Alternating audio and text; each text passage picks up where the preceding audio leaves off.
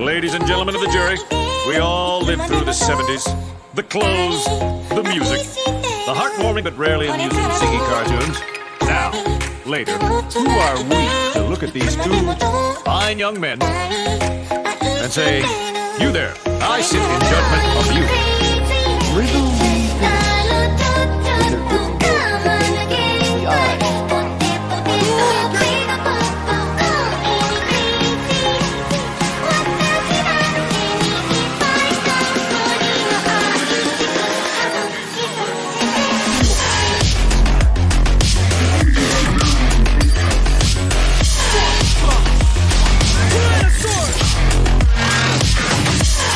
Or the stone pudding or something, I mix up some herbs and I come up with a dandy glass of this bicarbonated fig leaf.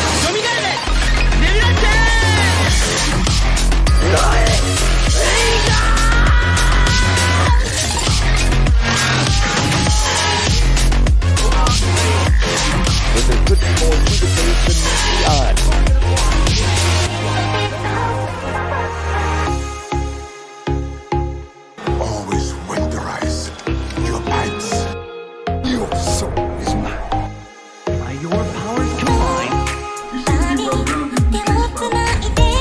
But there could be more to the case than meets the eye.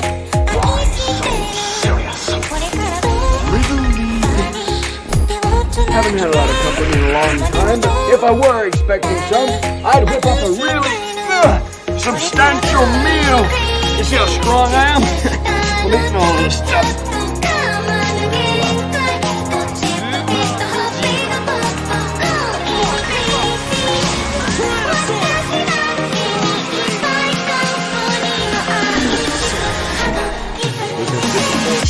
That meets the eye.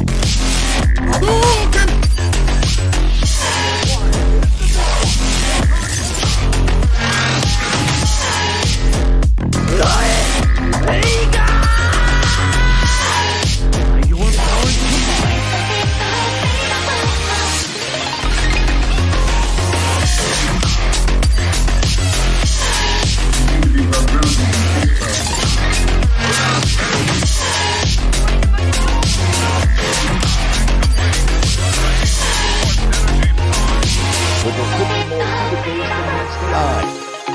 Your soul is mine. Riddle me this. Why so serious?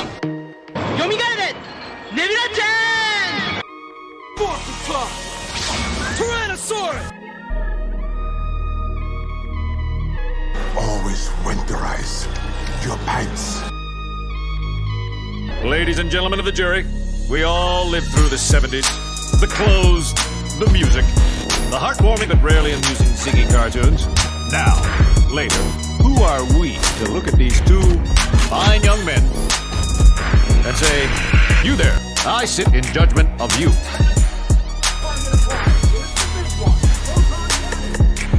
Why so serious?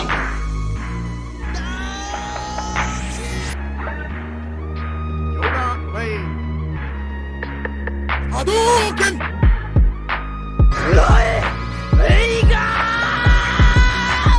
But there could be more to the case than meets the eye. Your soul is mine.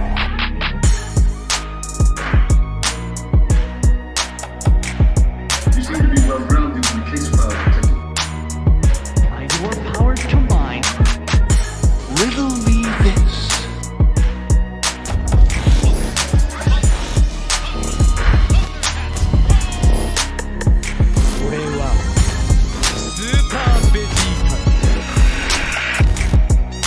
But there could be more to the case than meets the eye.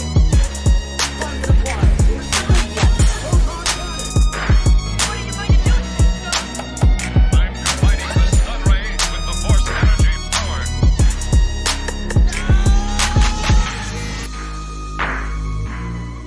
Always winterize your pipes. Your soul is mine. by your powers combined, hadouken! Yomigaru desu! Nebula-chan!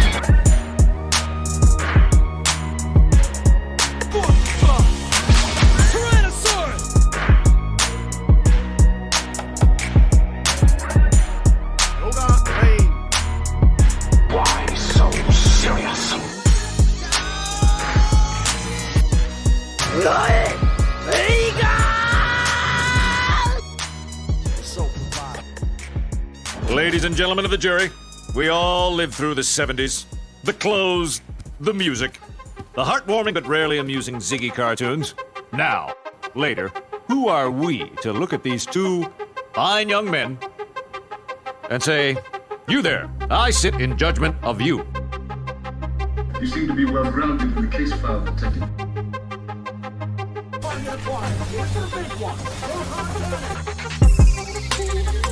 But there could be more to the case than meets the eye. Always winterize your pipes. Or the stone pudding or something. I mix up some herbs and I come up with a dandy glass of this bicarbonate of fig leaf.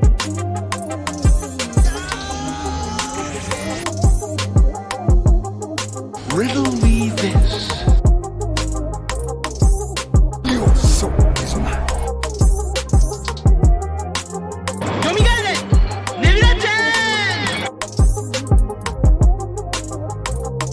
By your powers combined,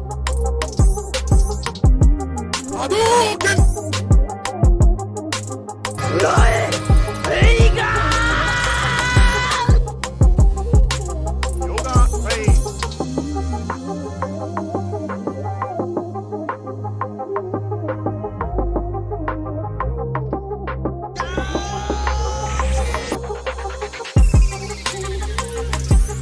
Why so serious?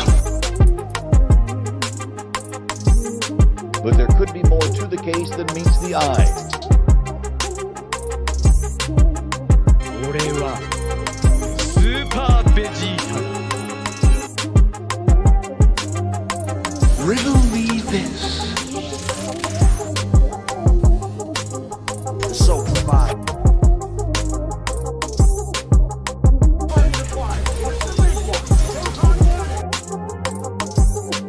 Your soul is mine.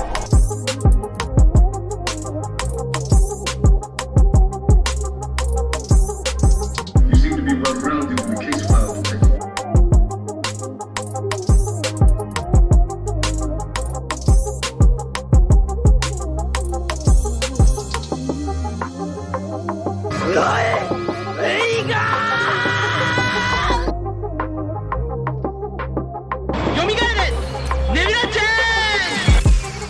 Why so serious?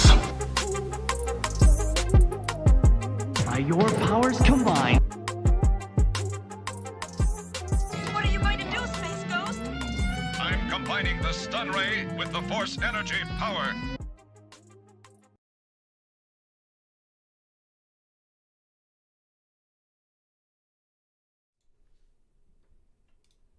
Yo, what is up? Otaku Job Podcast, episode 12. Be sure to like the video, subscribe.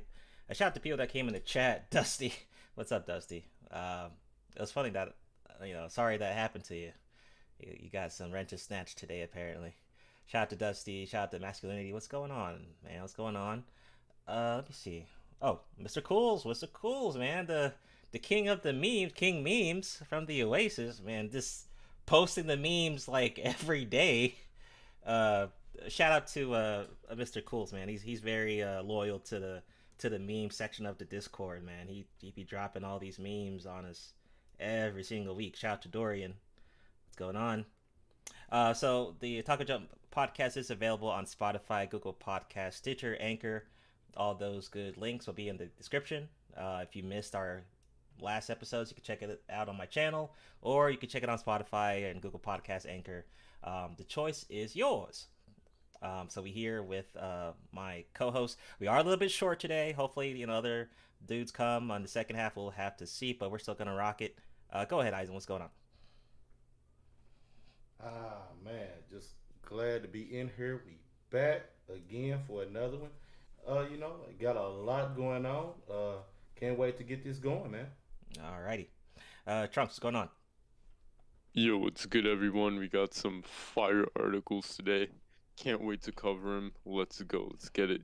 Yeah, man, dude. There's a lot of stuff going on these last 2 weeks. Maybe because we're leading towards the summer. But last episode wasn't that much. But this month, this episode is crazy. Like, it's a lot. So, but let's first cover our polls that we had on the community tab. So the last one was, what is the best movie trilogy? Of course, honorable mentions, because there's a shit ton of trilogies out there. So we had the Dark Knight trilogy with 25%. Lord of the Rings trilogy, 44%, which I was actually very shocked that Lord of the Rings trilogy would be winning this poll. Captain America trilogy, only 11%. Very shocking there. The Matrix trilogy, 7%, which is extremely low. And then we had the Godfather trilogy, 13%. So Lord of the Rings won. I was actually thinking maybe the Dark Knight or Captain America would win. What do you guys think on that? I can say as far as all of them, you know, I haven't seen the whole Godfather trilogy. You know, I barely remember the first two. But as far as trilogies go, when I think about it, as far as all three movies and how it cohesively, you know, how the stories ran, it makes sense. I couldn't have gone with, you know, the Batman trilogy because, you know, to be honest, you know, the Dark Knight was, you know, it just overshadowed the others. Batman Begins wasn't bad. It was a good start. And then, you know, the third one was bad. Right. So, you know, when it goes to trilogies, and then the Captain America one, I think of course the Winter Soldier one was awesome, and then the Civil War. I think those kind of, you know, not that the first one was bad. I think those just kind of up the ante and overshadowed it a little bit and made you forget about it. So it's not a bad pick, I don't think. I'm trying to remember. I think I picked, oh gosh. I picked the one that had the least. Okay. Yeah. I picked the one that had the least. But hey, it is what it is. But couldn't go wrong with that Lord of the Rings trilogy. My bad. Yeah, you had a good point though. You know, Dark Knight trilogy is a bit weak on the low end of the trilogy with Rises. You know, the peak was Dark Knight. Then you have Lord of the Rings, but Lord of the Rings was a little, well, no. Captain America was different because you had Winter Soldier was the peak, and then you had Civil War, which was still good.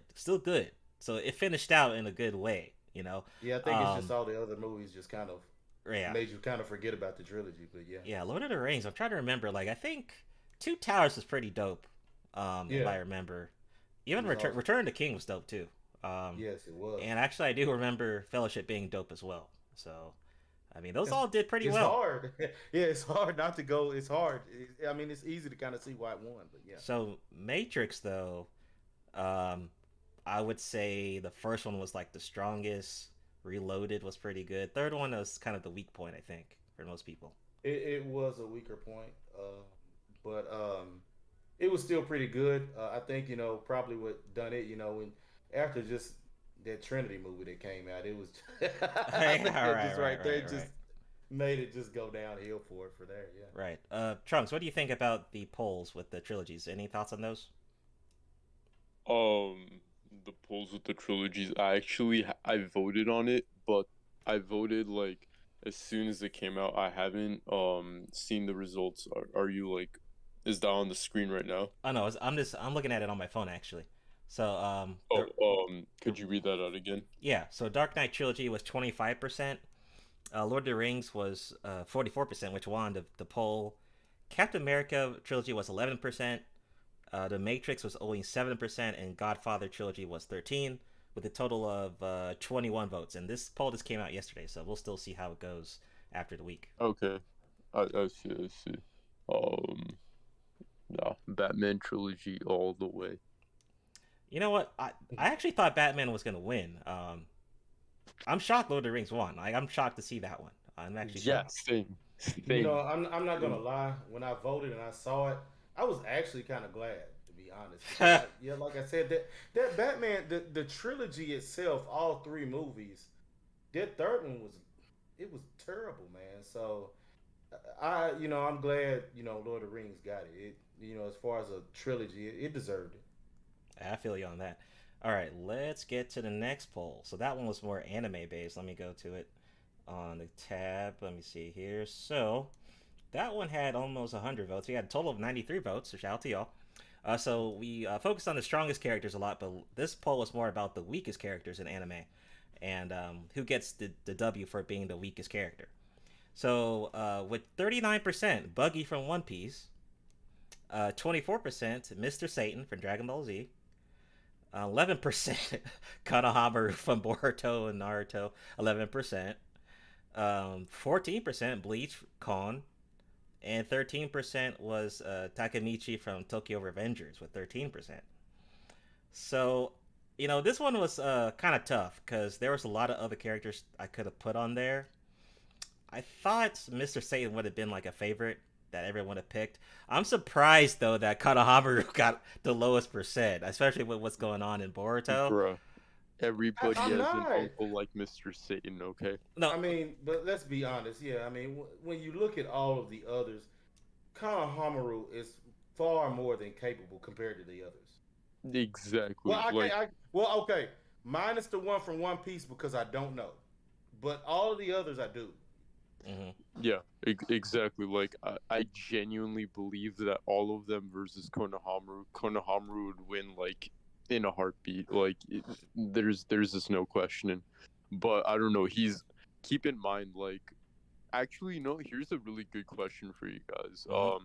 I think we'll have a little bit more time to discuss this since it's just three of us right now. But Konohamaru right now, at the moment, is 27 years old. Really? Kakashi, I think, was also like 27 too, right? Uh-huh. So back in OG Naruto, right? So how do you think he compares? He doesn't stack up to Kakashi. Yeah, he doesn't stack up at all. Come on. Okay, but what about like Land of the Waves Kakashi, where he couldn't hold a Sharingan for like more than 5 minutes? He still doesn't. Yeah, I mean Kakashi. Really? From what I remember, Kakashi just. I mean, but he had more screen time though, versus Konohamaru. But you gotta think, Kakashi was still more polished. I mean, Kakashi would still be more polished, even without the Sharingan. From Obito more than Konohamaru would. He was more polished as a kid than he was. Yeah, I didn't think about that. Yeah, that is true. Okay, but then what about Asuma? I think that would be like a good Oh yo, calm down, bro. Calm down. Yeah, I thought so. Or what about like other Jonin? Not like special Jonin like Guy and Kakashi, but like your average Jonin. I mean, yeah, he's probably on. Yeah, but that's what he is. He's just an average Jonin. I mean, he's just average. Right now. Yeah, I don't know. I don't Boruto, think he's just extremely average right now. That I don't know. Like I thought he would be like really strong because there was like, did you see that fight scene with him and Jugo? Was that back on Boruto Canon? Yeah. Well, I think. It's been a hot minute since I've seen Boruto. Yeah, it's been a while, man. It's been a while. Yeah, I don't know. Anyways, I mean, you guys listening can just like open a tab and like look at it on YouTube, but like the fight scene with Konohamaru and Jugo, like that's like that was pretty crazy in my opinion.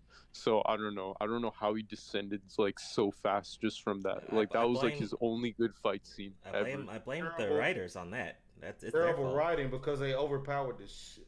I mean, Jugo was overpowered as shit. For that, yeah, possibly, yeah. Ain't no problem. No, I mean, what I'm saying is, you had to. Come on, man. Naruto had to sit up here and go Baryon mode and sacrifice. He had to sacrifice Kurama. So yeah, I mean, it was bad writing. All right. Let me get started on this, and I think I saw a mega comeback once you fix your stuff. So since we're talking about anime, might as well start with anime. So is it true that Black Clover will be long as One Piece? So recently big news came out that of course Black Clover is going on a 3-month break. I did a video on that a couple of days ago. It will come back for the final arc of the series. However, long ago there was a news circulation about the author wants Black Clover to be as long as One Piece. So is that false news? Now, I just want to just thinking about that. Can you see Black Clover? No. being as long as One Piece. No. Well, but I mean, Go ahead, why would Eisen. I was gonna say, why would you want to have your anime running that long? It makes no sense. Bro, exactly. only Well, I'm not even talking about just Black Clover. I would think financial gain. That would be the only reason I'd see why you want to drag it on like Yeah, that. but- Yeah, I don't know. I think with One Piece, it's actually quite justified. Like, to me, it makes sense. But, like, for Black Clover, it just doesn't. I don't see it making sense for any other anime. I think that One Piece is just, like, that one special anime that can be that long and still be that good. Because that's, like, incredibly difficult to do. But it's done. Ichiro Oda's done it, okay? But I don't know. Black Clover, bro. No. It just maybe as long. I can't even see it being like as long as Naruto. Yeah. You know, I've never watched One Piece. I tried to get in a couple episodes a while back. Nothing just stuck. I might try again, but you know, I've heard people, you know, say that say that they thought One Piece was overrated because it doesn't end. Now I'm not saying it's coming from me because, you know, y'all don't know enough of the story to know, but for me, from what I did see of it, it just seems like a pirate version of Dragon Ball Z, but that's me. So here's the thing, right? Yeah, this probably won't work because remember the Black Clover time skip already happened, right? And what was that after like episode 100 something, right? Trunks, isn't that?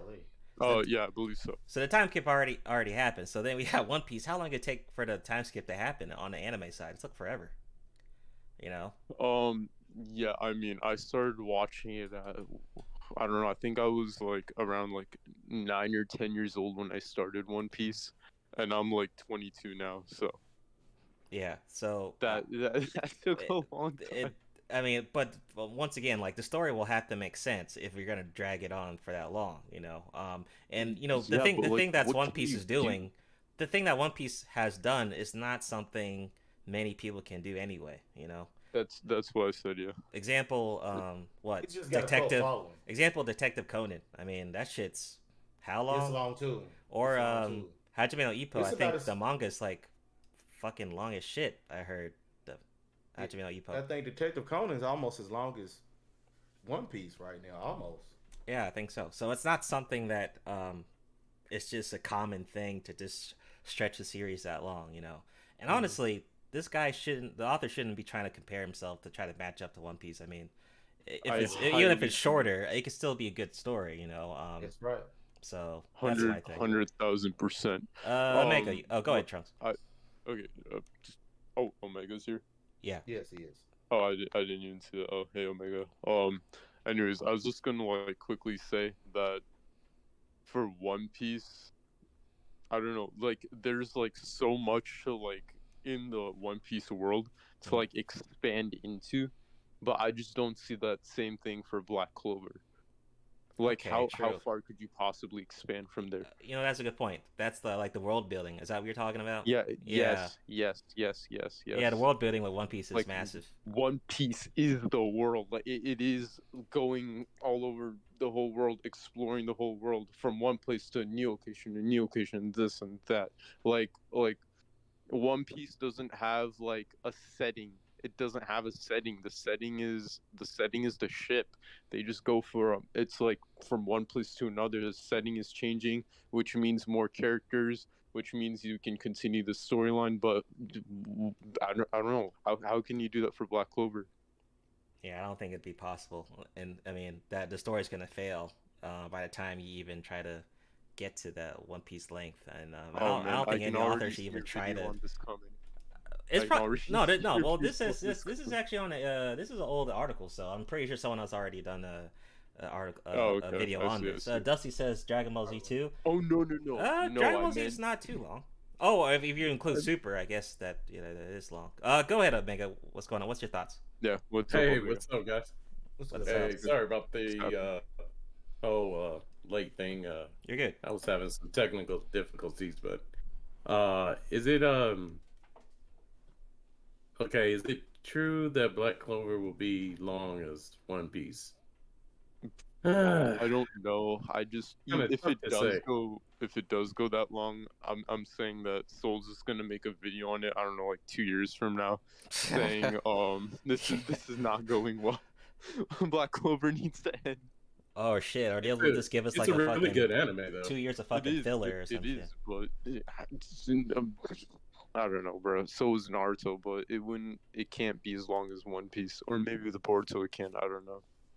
Yeah, but yeah, my take on it is that it could go the distance, but I don't think it'll have the same impact that One Piece has. Yeah, exactly. I think it could have actually a bigger impact if it's shorter. Because think about something like Hunter x Hunter. It's not the longest anime in the world, but it's like the impact is like literally like universal. Right. Yeah, that's true. That's true. Okay, Yep. let me go to the next one right here. And shout out to Ike. I see you in the chat. What's going on, Ike? Shout out to Good, Ike. Go ahead, Trunks, on your on the Netflix with the anime push article. All right. Wait, there are two Netflix ones. Which one? The Netflix one about the jab. You see it on screen, don't you? The studio deal. Oh no, I don't have the screen open. Oh shit. Yeah. Is it the Inks Japan Yeah, studio that one. deal? Yes, it's All right. Let's check it out. Okay, so this is exclusive Netflix Inks Japan studio deal and anime push. So just to preface this, I'm sure you guys know what happened with Netflix. Yeah, they lost like 200K subscribers recently, I think. Yeah, their dang. stock dropped by. I think we have an article on that too. Like a third, yeah. Yeah, we got Bet an you article. they all went to Crunchyroll. Pretty much. Let's see. So yeah, basically here, they announced a multi-film deal with Japan's studio COLLAB. Yeah, as the streaming giant ramps up its anime offering and looks to Asia for growth. Okay, yeah, because everyone in the U.S. is leaving them. Yeah, right. Well, you want to read any more, Trunks? That's it. Okay, yeah. I was just like looking for like, I don't know, like the most like interesting part. So basically anime, it's proven a draw for Netflix in both Japan, where almost 90% of its users watch it, and globally where half of users tuned in last year. And of course the rivals are Amazon, Disney, and Hulu, and like whatever else, right? HBO Max, yeah. Mm-hmm. So Netflix Japan, I think, gets most likely to get more anime content than we do in the U.S. So that's one thing. I'm pretty sure they have some exclusive shows that we don't have, because our anime section on Netflix sucks ass. I mean, it's awful. It's never been good. And then even with things like Comic Can't Communicate that came out, and then just like with the bad scheduling of that, JoJo Part 6 that came out all at once, like, and now we don't know when we're going to get another part of JoJo Part 6. So yeah, that's why they're saying, in quote, "Oh, we have to win locally." Yeah, you have to get the dub first in Japan, then work on everything else, because shit's not that great. And also the Netflix original anime series, those things are just like shitty. Like, I shitty. just see it as Netflix just funding anything and everything.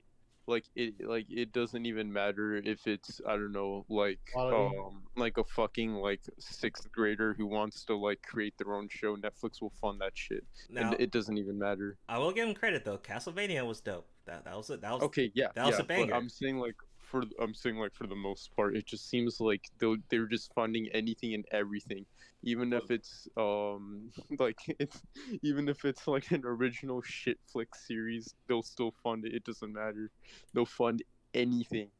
Yeah. Well, you know why that is because I mean, some of these titles you gotta get dubbed, and then there's a lot of money involved in just getting, the really original animes like to go over to Netflix. I mean, they didn't focus on it at all when they first launched. right? Like they were just doing Right. a lot of movies. So I think what they're doing now is trying to get. I mean, there's the main like anime studios that have launched so many amazing titles, but they actually want to do what I believe is introduce these new studios that are kind of like on the level of what you would see of like indie like comics or indie games. You know what I'm saying? Give it a shot, put it out there, and see if it attracts people. I mean, No, but that's the problem. They're doing it too much. Instead of just giving people what they like want to see, they'll trying to take play anything catch up. and just fucking fund it. Yeah. Well, Right. Go ahead, Eisen.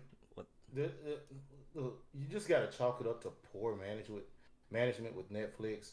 I mean, whenever they do have good stuff on there, they never keep it for long. I mean, you had Batman Beyond on there, and and you can't even you never even held on to it. Oh, Beyond was on Netflix? Yes, it was on there for a short hot minute. Damn. It was quick though. It was seemed quick, man. That shit was every like 2 12 months, months. man. Oh, but I know, guess man. like it must be on HBO Max, right? This is a DC thing. Maybe I don't know because I don't have HBO Max. Okay. I got the box set, Okay. but I mean, you could have stuff like, you could have held on to Batman Beyond. You could have done something to try and hold on to Batman the animated series. I mean, you could hold on to good quality ones like this that people want to see and watch over again, like Justice League Unlimited. You know, and then you'd have the freaking money to fund shit like getting quality anime. So exactly. I mean, Instead of your fucking like shit flicks original, like no one wants to see Shit it. flicks. Like who's actually watching this stuff? Shit flicks. Well, I will say there was one anime that came out that was pretty good. That it's probably from a like one of these up and coming artists. Dang, I can't even remember. Oh, what's the name? It was like some Rio stuff. Forget the name of it, but it has something to do with like cartel and magical stuff and like it I think it was heavily from like if it was a Latin anime. I don't know that. Oh! Wait, I know what you're talking about. I know what you're talking about. Rio. That I one. wish I knew the name.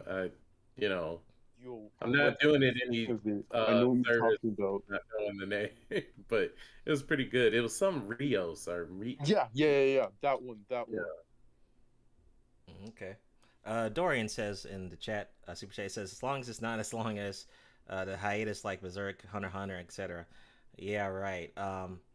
That was long. You know, there's another author that keeps having health issues. Is the one from World Trigger. He keeps having health issues and taking breaks and stuff like that. So I don't know. You know, hopefully he's all right. Kubo in that one either, but but he's been able to get away with it with good writing. So sad for Berserk, man. R.I.P. to the author. Yeah, man. Yeah, definitely. That's sad because I was hoping for some type of new series to come out. And this be like fucking like Mappa or some shit, animated series or some shit with Berserk could continue story. Man, that would have been a dream. Anyway, dude, that would have been so it's awesome. all good. It's all good. All right. So next article. I think Omega, you had this, but also Trunks had something about Spag's family. So you can go ahead, Omega. Yeah. So as we all know, especially I even think in America, is pretty much becoming very popular, Spy X Family. But I want to just let people know that its overall growth within the manga sales have reached about 1.7 million copies sold. So not only that, like not only the manga is doing exceptionally good, but it's in Japan. It's up there with Demon Slayer. So yeah, I believe the accomplished goals between adding something with more espionage and also comedy is just winning the people of Japan over. Yeah, and also here in the States. Yeah, I mean, it would have been interesting to see how this would have done versus Demon Slayer during the winter season. Because I mean, that would have been crazy to have Demon Slayer come out and then right after Spy X Family come out in the same day. That would have been crazy, just like we had with the Attack on Titan and Demon Slayer. But yeah, Spy X Family was trending on Tinder. I mean, not Tinder, Twitter. Was trending on Twitter a lot. So yeah, I mean, if you see a series start getting trending on social media, then that's obviously a big deal there. So far, like you said, it's pretty good, very consistent. Like I said, comedy, espionage, kind of slice of life a little bit in there. But if it wasn't for like there's also some cringy moments, but they're also funny. So if it wasn't for that, man, Yeah. I don't know how successful this series would have done. If it wasn't funny or, if it was just like slice of life, I think it would have not been that popular. But Right. it's definitely good. Any thoughts? Well, Go ahead. Okay. Yeah. So, in some of the recent research that I did is that and it might be as limited as possible through the sources that I acquired, but it was seen that the premiere episodes are scoring close to 7 million viewers in Japan as it stands, and I mean that's pretty astronomical. So yeah, that's all I wanted to add. If you're in America, Japan, or global, you're missing out if you have not seen this anime. Right. And go ahead, Trunks, because you had an article on Spike's Family. Yeah. Let's see. Just give it a sec. Give it a sec. No problem. And also, let me read something in the chat. So Dusty says, Shield Hero Season 2 is on shaky grounds for me. Honestly, Dusty, man, like, here's the thing. I was actually covering Shield Hero, but after what I saw, the anime community's response to that show, I stopped covering it. Looks like most people are not liking the adaptation from Season 2. Saying that it's getting rushed and, like, there's, like, they added poor CGI to the Season 2, and the whole angst of the main character is gone now. Like, and it's true, he doesn't act the same. Like, before he was kind of like a rebel on some Code Geass Lelouch shit, but now he's on a totally different vibe now, and looks like most of the audience is not liking it. So Shield Hero is probably not gonna, I don't know, there may not be a Season 3 with the way the community's responding to Shield Hero. So we'll have to see on that. All right. My article. Okay. All right. Okay. So, so this is an article written about Spy Family, basically highlighting and illustrating that, like, its characters are what makes the show special, and it's just one of those animes where you like the characters and then that, like, feeds into the plot more and whatnot. Like, that's basically what I got from this. I've yet to watch Spy Family, but I've seen some clips here and there from Crunchyroll in my feed, and it looks good. I will start watching it this week. What do you think, Soul? Yeah, like I said, so far it's been great. If it wasn't for, like, the awkward moments and the comedy and the espionage and the cringy moments, I think I probably wouldn't watch it. If it was just slice of life, I probably would have just passed it over. But it is pretty good. I am wondering, though, how long they can keep it up, because I did see on my anime list that there's a potential a part 2 to this, or maybe a second season. I never read the manga, so I don't know. So I'm just coming from the anime side, but Got you. To me, it could be like maybe just on one season, then let it be. But I don't know if the manga has story to it and it can keep going, then I'm down for it. But Eisen, what do you think on Spy X Family? We didn't get to you. I have not seen it yet. I do have it in the Kiwi and in Crunchyroll. You know, I'm not gonna lie, I've still kind of been trying to find out if they're going to have a season 2 of World's End Harem. You know, I'm still coming down. Oh yeah, right. You know, that 11 episode season just wasn't enough for me, and it left me on that cliffhanger. So I'm still trying to find out what's going on there. And then, of course, you know, waiting for October for Bleach. So I do have to check it out. So Yeah, totally. And gonna alley you to your article on Fallen Order 2. okay, all right. So let me check out. Okay, so basically here on a few days ago, here there was a report that suggested that Jedi Fallen Order 2, which I think is just going to be named Star Wars Jedi 2. Um, but basically, we don't know when to expect it. Some of the earliest reports have been hearing about holiday season of 2022, but according to latest reports, it probably won't be releasing until 2023, and when it's not specified. But they still got a lot going on as far as for Star Wars. You got let's see, you got about 8. I think it's 8 games On Star Wars alone? Yeah, Damn. Star Wars that are scheduled for development. One of them is called Star Wars Hunters. Nobody wants to play that crap. It's a Nintendo Switch and mobile game, so it'll be a mobile game. Then of course, Star Wars Jedi Order, the Jedi 2. Then you got the Knights of the Old Republic remake, which is supposed to be remade basically from the ground up by Aspyr, and that's the studio who done Republic Commando and Jedi Academy. So I'm really interested to see how that's gonna go. Also, it said that Ryan Treadwell will be assisting on this, who worked on Demon Souls, Ghost of Tsushima, and Dragon Age Inquisition. So we'll see how that goes. Okay. Then you have Respawn Star Wars. It's supposed to be a first-person shooter. So we'll see how that goes. That's to be announced, but Respawn is developing that, and then Ubisoft is doing an open world Star Wars. So this is the first one that will not have an EA influence. So hopefully this one will go well. I'm kind of interested to see what the Ubisoft team will do with this one. We'll see, and it's also being developed by by Massive Entertainment along with the Ubisoft. So we'll see how that goes. And of course, you had the Star Wars Eclipse that they did at the Game Awards last year.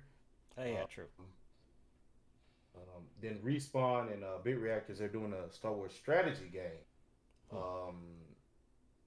And that's Bit Reactor and Respawn. And then Amy Hennig and Skydance Media, they're supposed to be doing a Star Wars game. So we'll see what's going to happen. And they had a poll on this where I went at IGN, and the KOTOR remake, whenever I last checked, it was at 35%. Of course, then after that was Star Wars Jedi 2, and then the Ubisoft open world Star Wars.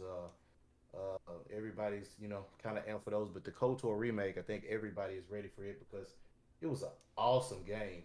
Yeah. So everybody wants to see a game that they're familiar with, that it was good. So yeah, and that KOTOR remake is probably going to be a good test run for people for the company to see like how the Star Wars fans like the game, who's buying it. Just like what was that? Virtual Fighter 5 Showdown came out on PSN last year, and I guess that was a test run to see if people are still into the Virtual Fighter IP. So definitely support it. Hopefully it's good.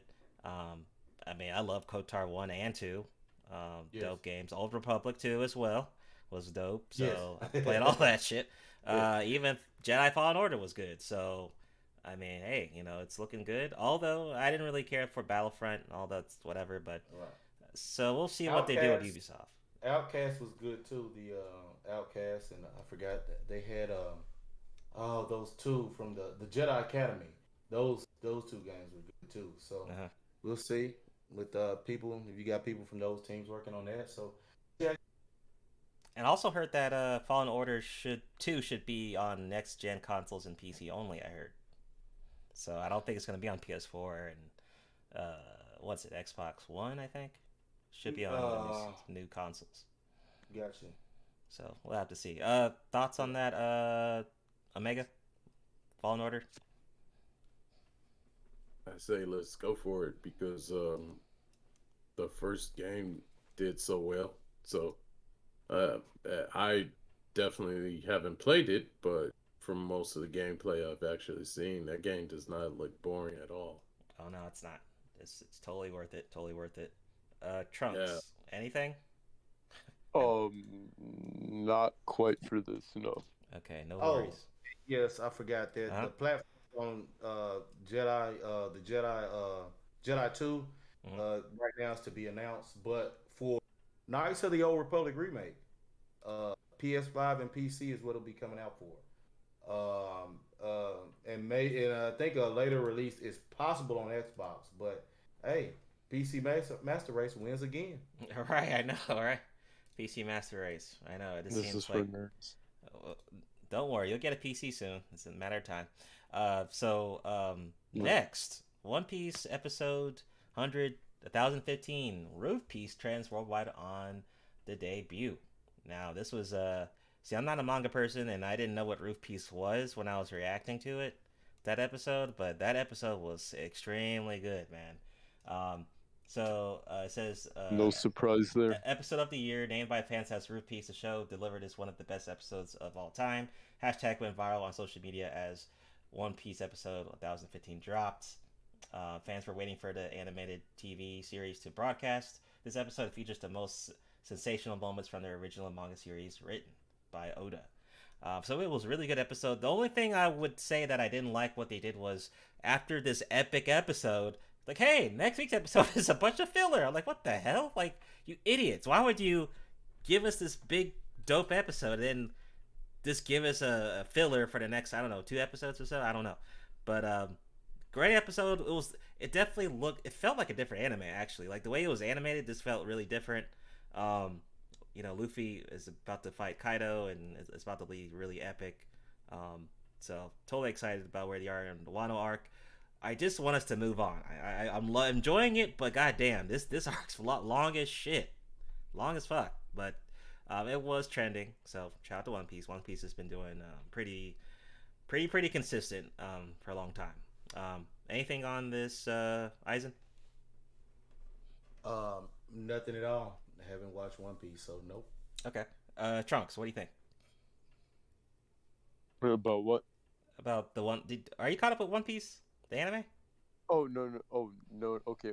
I'm a little bit behind because of college. Okay, no problem. That's real life. Yeah, but yeah, I look forward to watching it when I watch it for sure. Okay. Mega, anything on One Piece? I don't really have anything. No, it's a great episode, but yeah. Okay, let's move right along. All right, so back to you, Trunks. We covered this before, but it was like in a different way about the. Wait, hold on a second. What did I just do? Okay, I want to share my screen. There we go. What? That's weird. Why is it doing that? Let me see. Share your screen. Okay. All right, there we go. Boom. So the world's most searched for anime says study. Guess what it is, everyone in chat. Just type it now. Type it right now. Let's see if anyone can guess what it is. Because we did cover something like this before, and it was the same thing, ironically enough. That's crazy, though. We actually did, okay. Was it? Yeah, I think it was the most popular anime by state. Yeah, that one. Yeah, that's what we covered. But yeah. Yeah, but this is just, like, worldwide. Right. Yeah. So it means everyone's basically searching for it. Although it's, it's funny that they're still searching for this, but not Boruto. That's the funny thing. That's funny to me. Yeah. Well, okay. Everyone else on the podcast, what do you think it is? No cheating. Did Omega? Pokemon. Okay, Eisen says Pokemon. What do you say, Eisen? I mean, Omega. Where are you guessing? See there? I was guessing Dragon Ball. Oh no, not Dragon Ball. Dragon Ball Z. So, okay. What did you think it was? Maybe like Maybe One Before I told you, what did you think it was? Maybe One Piece or Dragon Ball. Or Pokemon, actually. Oh, shit, I should have said that. I was thinking about Pokemon, too. Reveal in 5, 4, 3, 2. Dude, it's Naruto. Yeah. Whoa. Oh, yeah. Shit. Naruto, not Naruto Shippuden, but Naruto. No, Naruto, exactly. It's just Naruto. No, I would say it includes Naruto Shippuden. I think it's just by keyword. Okay, gotcha. This is insane. Even after all this time, although Naruto's over, they're still talking about that thing. Yeah. It's not surprising. I mean, heck, I think if it was, maybe last year during the summer, I mean, hell, Bleach has been over for 10 years, and it was in the top 5 in earnings in Japan. So it's really almost not surprising. So right. I don't know. I see Bleach kind of the same way that I see One Piece, has like more like a cult-like fan base. I agree. But yeah, true. Naruto has it too. Yeah, okay, Naruto has like a cult fan base, and then like everyone else who generally agrees that it's good, right? It's just overall it's positively received, right? But for a lot of people, like I feel like Bleach and One Piece, even though it was like one of the big 3 back in the day, right? Yeah, it was both of those were still like controversial. Like even today, like some people just really don't like it, and other people like me love it. You know, it's like I agree. Yeah, you're right there. Yeah. Yeah, usually One Piece people don't like Bleach and vice versa, so it is what it is. Yeah, pretty much. But One Piece and Bleach people both like Naruto. That's what I've seen. I think One Piece had the unfair advantage, though. It's like the only manga that just kept going, where Bleach finished. One Piece just had the longevity. Well, I mean, heck, Kubo's health came into situation. Yeah, like the One Piece fan base should be larger by default, just because it's a longer series. So. Yeah, that's true. But I'm actually referring to percentages, like percentage of people who like it. Like I think like I don't know, 95% of people who watch Naruto like it, whereas for One Piece it might be only like 60% or so. Same thing with Bleach. Like that's what I meant. Okay. That's what you're saying.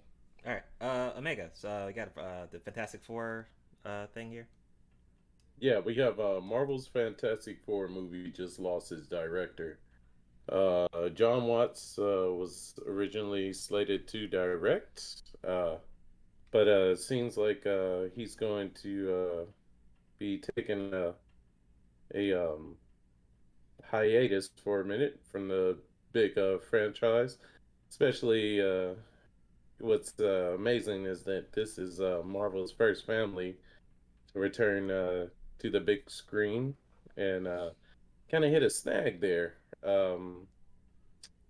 So yeah, I'm pretty sure. I mean, if you look at the direction where Spider-Man had such a big impact in all of these movies, almost seems like the origin of everything branching out to a wider scale, the Marvel universe. Yeah. Watts is just stepping back, possibly, hey, you need to recharge. These movies have been epic, beyond, cinematic scopes of just creativity and bringing these comic books to life. But there's also might be, of course, hey, I've done all this work. It'd be great to have some downtime to recharge the creative batteries, to say, or just say, I want to enjoy my my coin with family members and whatnot. Take a nice little vacation, little margarita here and there. I think he's well deserved it. So yeah, although this might be a huge loss, so I'm pretty sure somewhere down the line he'll be working with them again. Yeah, I mean, he deserves a break. I mean, these things drain a lot of energy to create. So I mean, the whole Spider-Man trilogy, I mean, that's a lot. How long did that take? When did the first one come out? What year? Did anyone remember when the first one came out? I don't sure remember. what It's like when maybe the it was first Marvel one came out. 2018, maybe 2017, somewhere around there. Yeah, I think somewhere in I mean, 2017. so it's taken 2018. taken years to develop all that stuff, all that time. So, I mean, let them take a break. I mean, hopefully they can get a director who's at the same level or even higher than him to work on the Fantastic Four, because MCU cannot fuck this up. I mean, this thing already got jacked up by Century Fox, I think. So, I mean, this is like the last chance for Fantastic Four to even be something or even anything at this point. So, well, if you look at, oh, I'm sorry. If you, yeah, I'll just add, if you look at how Kevin Feige has been, like, I think during 2019, just already announced that Watts would be helming like the studio's upcoming Fantastic Four movie. So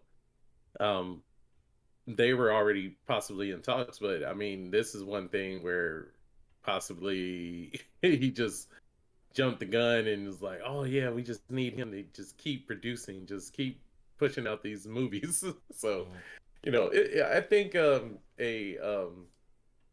franchise a franchise machine as a it would take a great vast amount of time and effort to then say, okay, let me let's not risk a certain kind of just maybe a cycle in the creativity. Let's just revamp. Let me just step back and enjoy the fruits of my labor. Right. But yeah, they can't fuck this up. I mean, this is Fantastic Four's last chance. What do you think, Eisen, on Fantastic Four with John Watts and all that? Look, Kevin Feige did not push that man out. I mean, let's go ahead and be real here. After Endgame, what Marvel movie has been worth watching? Let's be real. Shang-Chi, I'd say that. No. Spider-Man. Damn it, no, we not doing it. And Spider-Man, of course. Yeah, and Spider-Man 3. Spider-Man is the only one. Yes, Spider-Man is the most only dominant one. That man, man is escaping career suicide. Let's be real. This man knows that Marvel is the fucking Titanic. That motherfucker done hit the iceberg. The hull is full of holes, and he's getting out while he can. I don't blame him. Okay, that is a good point. Maybe he's trying to jump ship while he can. Actually, going another direction would be wise. The Spider-Man trilogy is pretty golden. Maybe this is the one to fuck up his. He might go to Sony. Damn that. Okay, that could be true. That could be true. Trunks, anything on Fantastic Four? No. Okay. Not too familiar with it. Okay. Dorian said, F Marvel. Damn. Thanks. Ouch. Thanks, Dorian. For I the agree, super chat. Dorian. I agree. All right. So, Xbox and Bethesda announcement summer showcase event. So, Xbox and Bethesda have announced a summer showcase that will take place in June next month. Crazy. Golly. Today's March, by the way. I mean, May, by the way. Fuck. May 1st. Damn. So next month, June, will be a new event for Xbox. It says Xbox has held presentations of some sort in June each year to touch on new games each publisher will be releasing in the future, even though these showcases won't be happening in proximity to E3 this year, given that the gaming convention is canceled. Both publishers are still moving forward with this event. It says it will take place Sunday, June 12th. The event will be streamed across all streaming platforms and will start at 1 p.m. Eastern Time. It will be also streamed in 30 different languages, which means different people around the world can go ahead and watch this event. So, Chaos Rain, what's going on? So Xbox, once again, hopefully they show Starfield. I think that's what a lot of people are waiting for to see. I would love to see some gameplay of that. Really, at this point, Xbox and just has to show whatever they can at this point, whatever can to convince people to buy the console. But what's actually crazy is a lot of people actually are buying the Xbox Series X in the US more than the PS5 in certain months. I guess because PS5 is when it comes to inventory, it's usually out of stock and stuff. But people are definitely still buying the Xbox. I'm just wondering what the hell they're playing on it. But I just want to see Starfield. That's the one thing I'm kind of rooting for. But we'll definitely check out the event, and we could probably do like a review afterwards and see what happened on a later episode. What do you think, Eisen? I mean, come on. The name says Xbox and Bethesda Game Showcase. Yes, Starfield, but damn that. You have to have Elder Scrolls. Oh, okay. You have to at this point. You got to. I mean, we haven't had anything since Elder Scrolls Online, and then if you want the more classic RPG, you haven't had anything since Skyrim. Right. So you have to have it's got to be Elder Scrolls. There's no getting around that. And then of course, later on a new console, and of course PC, a good Fallout, not the 76 shit, but yeah, right. We're talking about 4S, New Vegas style, that's what I mean with having Bethesda up there. That's what you've got to have that. But we'll see what happens. That's a good point. Yeah, Skyrim. Hopefully they just don't show us, oh, here's Halo, Forza, the typical some geared game that no one cares about. Yeah, good point. What do you think, Omega? I think people are buying the Xbox just in hopes that Microsoft produces phenomenal games to beat PS5. But yeah, this is a great step in the direction, I guess, if the sales are still, booming. So, as far as Bethesda games, I mean, they kick ass. So, yeah, we'll see when it we'll see what happens during the event. Like I said, and like you said, Eisen, there's certain games that they have to show. If they don't show, it's just like you're gonna take an L, And yeah, you're gonna take an L. I agree with that. That's just the thing. But yep, we have reached the hour mark. We will be back after a quick commercial break. And also shout out to everyone in the chat. Be sure to like the video, subscribe. We'll be back after like 4 or 5 minutes. See you soon.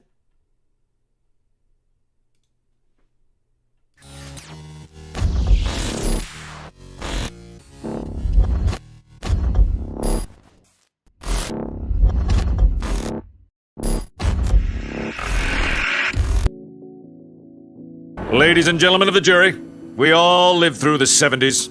The clothes, the music, the heartwarming but rarely amusing Ziggy cartoons.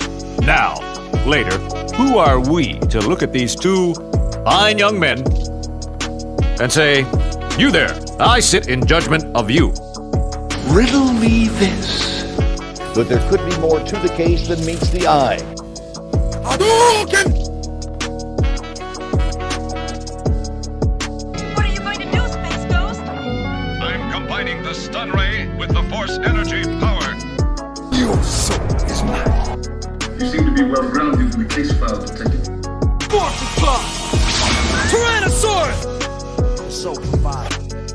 Or the stone pudding or something. I mix up some herbs and I come up with a dandy glass of this bicarbonate of fig leaf.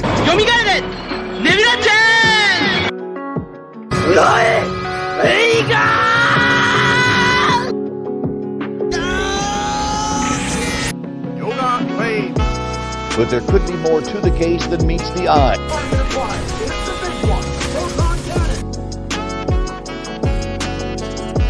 Always winterize your pants. Your soul is mine. By your powers combined. You seem to be well-grounded in the case file, Detective. But there could be more to the case than meets the eye. Why so serious? Riddle me this. Haven't had a lot of company in a long time, but if I were expecting some, I'd whip up a really substantial meal. You see how strong I am? From eating all of this stuff. 俺はスーパーベジータだ。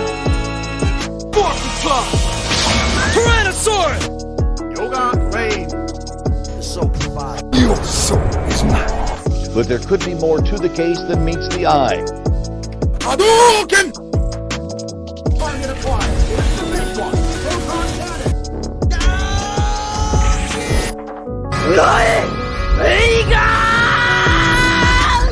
By your powers combined,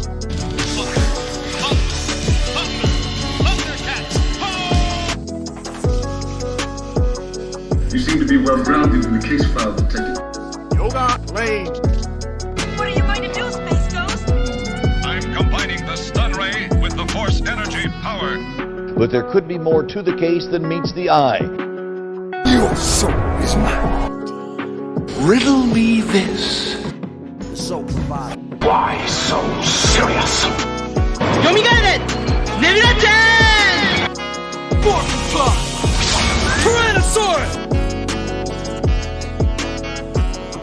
Always winterize your pants.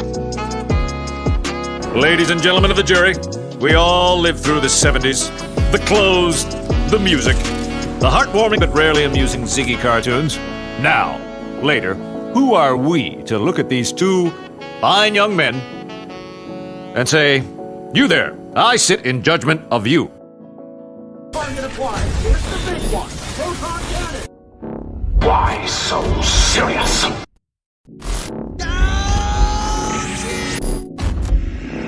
Yoga Lane. Hadouken!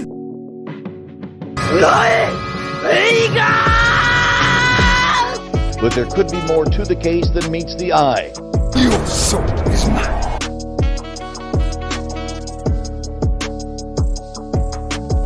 You seem to be well-grounded in the case file, Detective. by your powers combined, Riddle me this.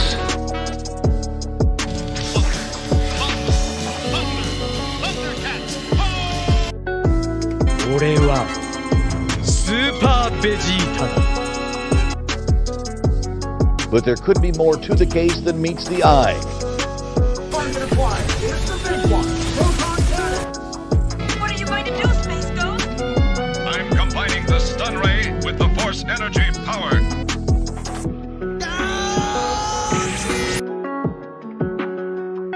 Always winterize your pants. Your soul is mine. Yoga Lane.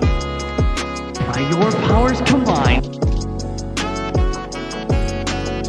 Hadouken!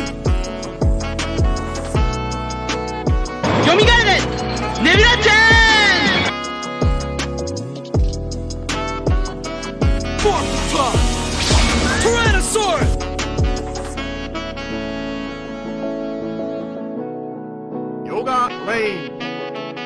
Why so serious?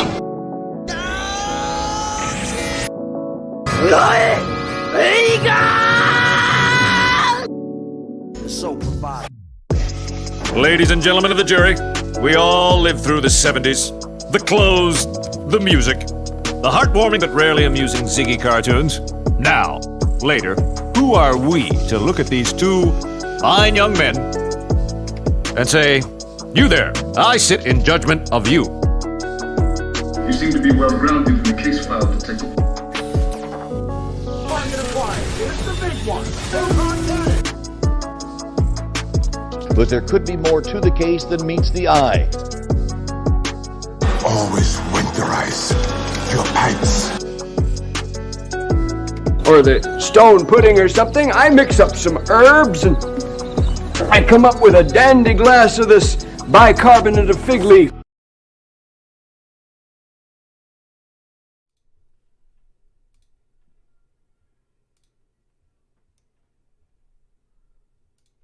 All right, what is up?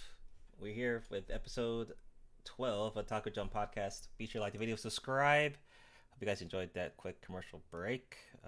I'm your host Soul on the Nerd Pill. I'm here with Adias. What's going on, Adias? Welcome back. Is Adias there? Feels good to be home. That's funny. All right, and we're with Aizen and Omega. Shout out to Trunks. He was just here not too long ago. So Let's do this. let's get back to the news. We got a lot of shit to cover still. We still got a lot of shit to cover. All right. So, go ahead, Adias, with the Batman sequel. I was waiting for you to come back because we got to talk about this. Yeah. Let me pull up the report because this one is. I mean, obviously, you see the movie, you know, you're watching it, and the thought of a sequel is ruminating in your mind. But for me, the biggest surprise was this news coming out so early. Holy shit, where are my notes? Goodness gracious. Let me just read the article directly. Okay, so here's what we know. The Batman is getting a sequel with Robert Pattinson set to return. Warner Bros. Revealed its plans for another Cape Crusader story during the Tuesday evening presentation at CinemaCon, which is an annual trade show for theater owners. Matt Reeves was on hand to announce that he will write and direct the sequel. He didn't give any details towards what the second movie will entail.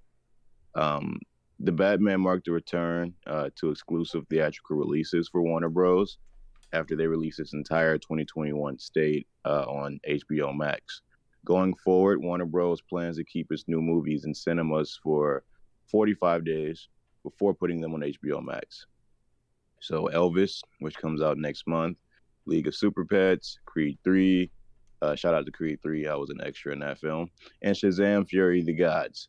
All of these will be released for 45 days in the theaters before going to HBO Max. And the Batman, also with the Joker, I feel like it's setting a new trend for blockbuster films. So Warner Bros. Decided to use this one for their film structure going forward is a genius idea, in my opinion. And what I mean by the new trend, I mean one, with their being rated, PG-13 to borderline R, if not R, but also having that dark and gritty and what I like to call anti-blockbuster format, meaning it's not so action-centric. I think that Warner Bros. Is going to go forward with a lot of this in their films. And can I give spoilers? Or what I think may be spoilers? For the Batman sequel? Yeah. I mean, go ahead. Because we're just taking predictions at this point. So Reeves has already talked about Mr. Freeze in the Court of Owls. He's said nothing directly, but he's talked about it. And there's also No Man's Land, judging by the state of Gotham at the end of the film, and Gotham needing a new district attorney, the rise of the Penguin, the Riddler's still alive, and there's also a nod that the Hush might materialize. Yep. So they have a lot of different routes they can go towards. Obviously, they took a lot of inspiration from the Telltale series, so they may even take inspiration from the second Telltale game.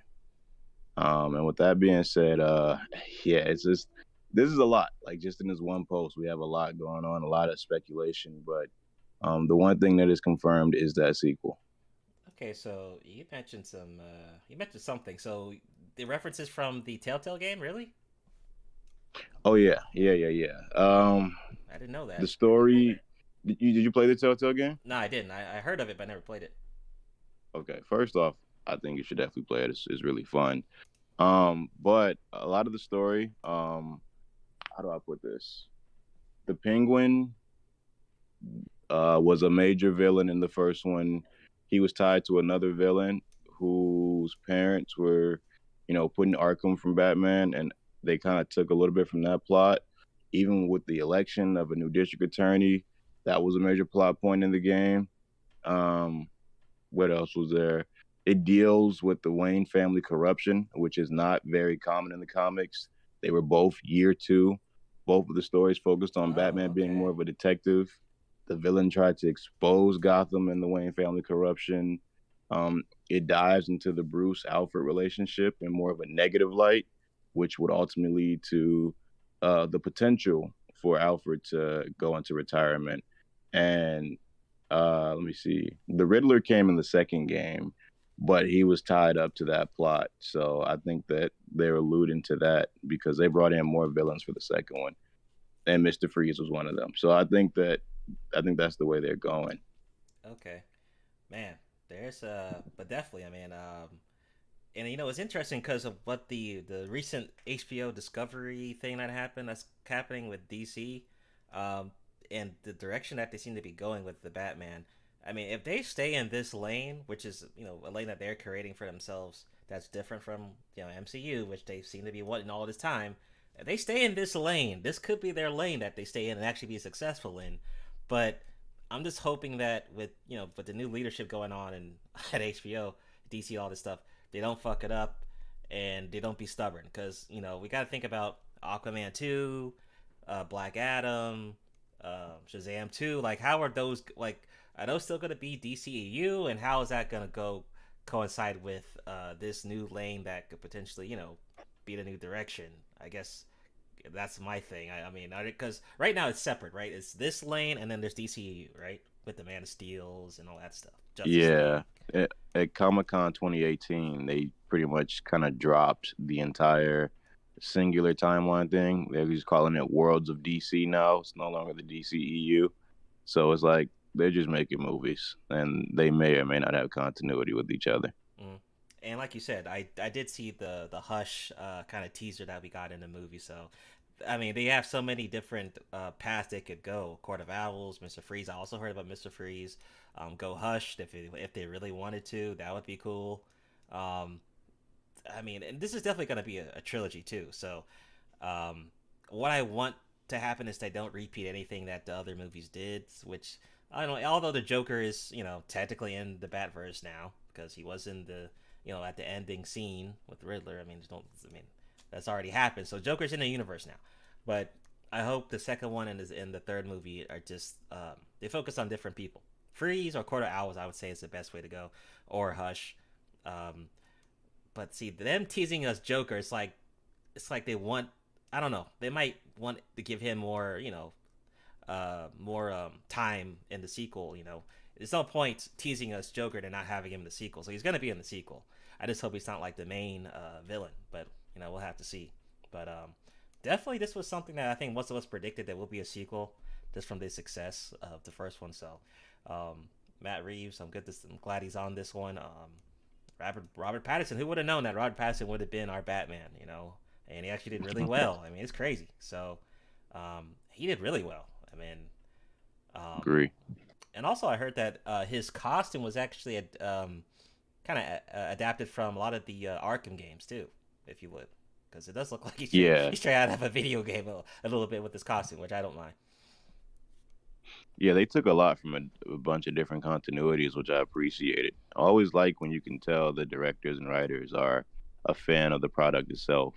And also with Reeves, it's like DC made the mistake of constantly changing directors and people under the helm. So keeping Reeves is pretty smart. Now you have one man's vision, and it'll seem more consistent. Totally agree. What do you think, Isaac? First off, from what I've got from another, from I think it was Movie News Net, the aspect of the Joker, it was saying that Reeves has said that the Joker scene at the very end of the movie is not a tease for the sequel, but rather a part of Batman's and Riddler's arcs.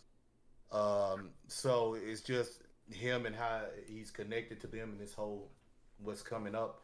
I would say that so far what Reeves has done has been awesome. This is the first movie that's highlighted Gotham in the way that it should be highlighted. Gotham was a character of its own in this movie, and it was done superbly. I would also say that I think we got a bit of the Hush element, in this movie. But I would say more. What I saw to me was more from the animated Hush movie with Riddler. I would actually, I would actually like them to see them do Hush, but the comic book version of how things went down, honestly. But in the end, to me, I kind of want to see this whole Batverse thing that Matt Reeves is doing, and I want to see it culminate to the Court of Owls. I think that would be the best finale for it. Just having the whole Bat family and everybody just having to come together and a portion of Rose Galleys to fend off the Court of Owls, and put a stamper on things would make for an epic. It would make for the best series of Batman movies ever. So that's my thoughts on it. Totally. How about you, Omega? Thoughts on the sequel for the Batman? For the sequel, it looks very promising. I do like the fact that Joker almost, in a way, made Batman seem like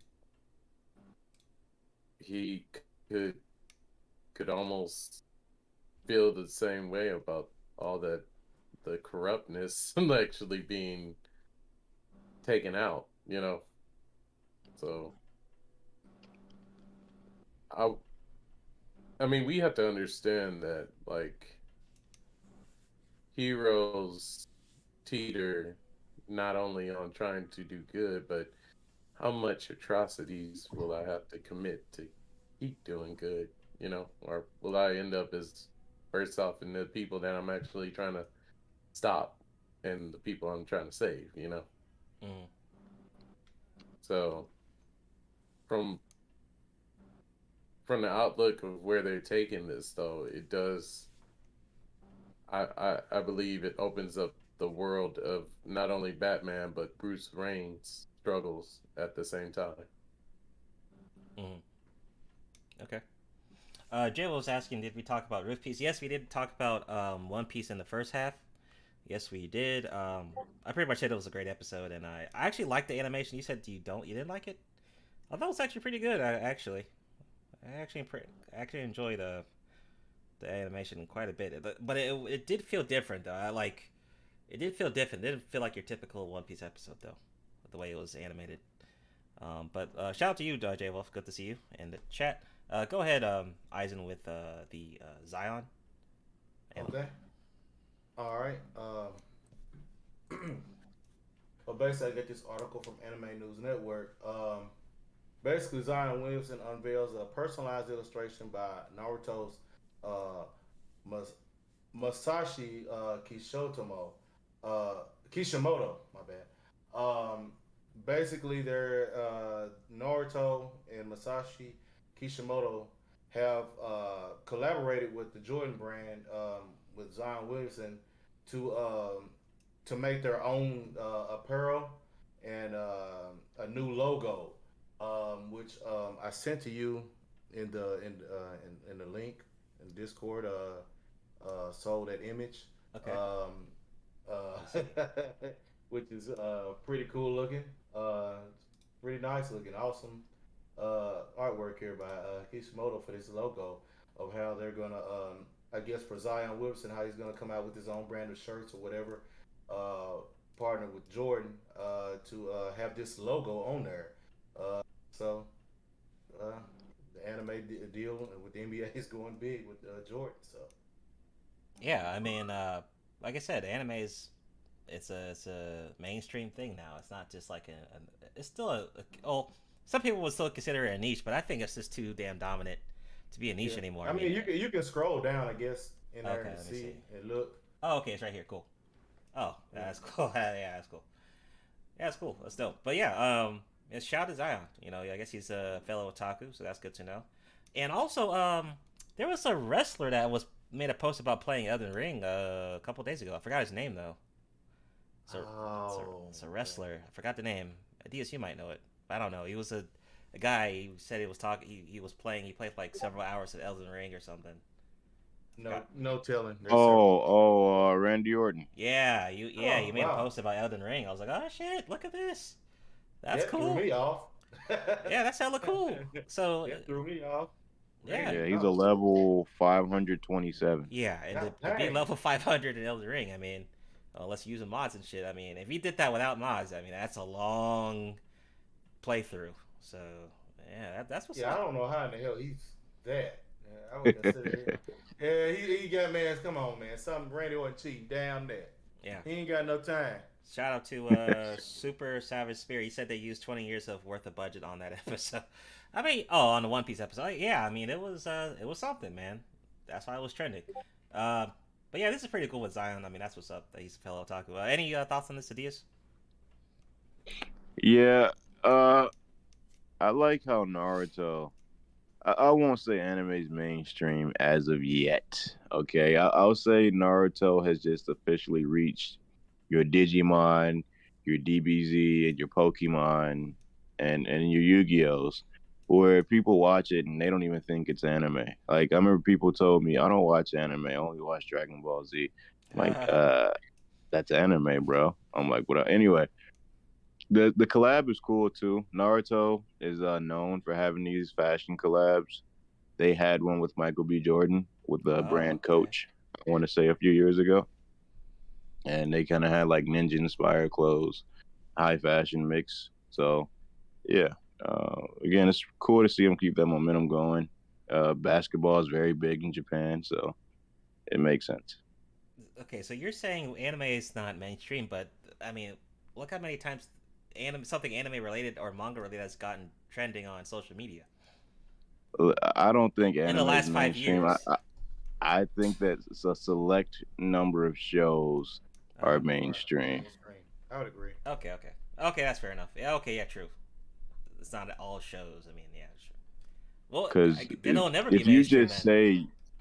just say you watch anime, people still are gonna raise their eyebrow at you or what have you, and then they'll say only one or two shows are acceptable, and it'll be the ones that are normally trending.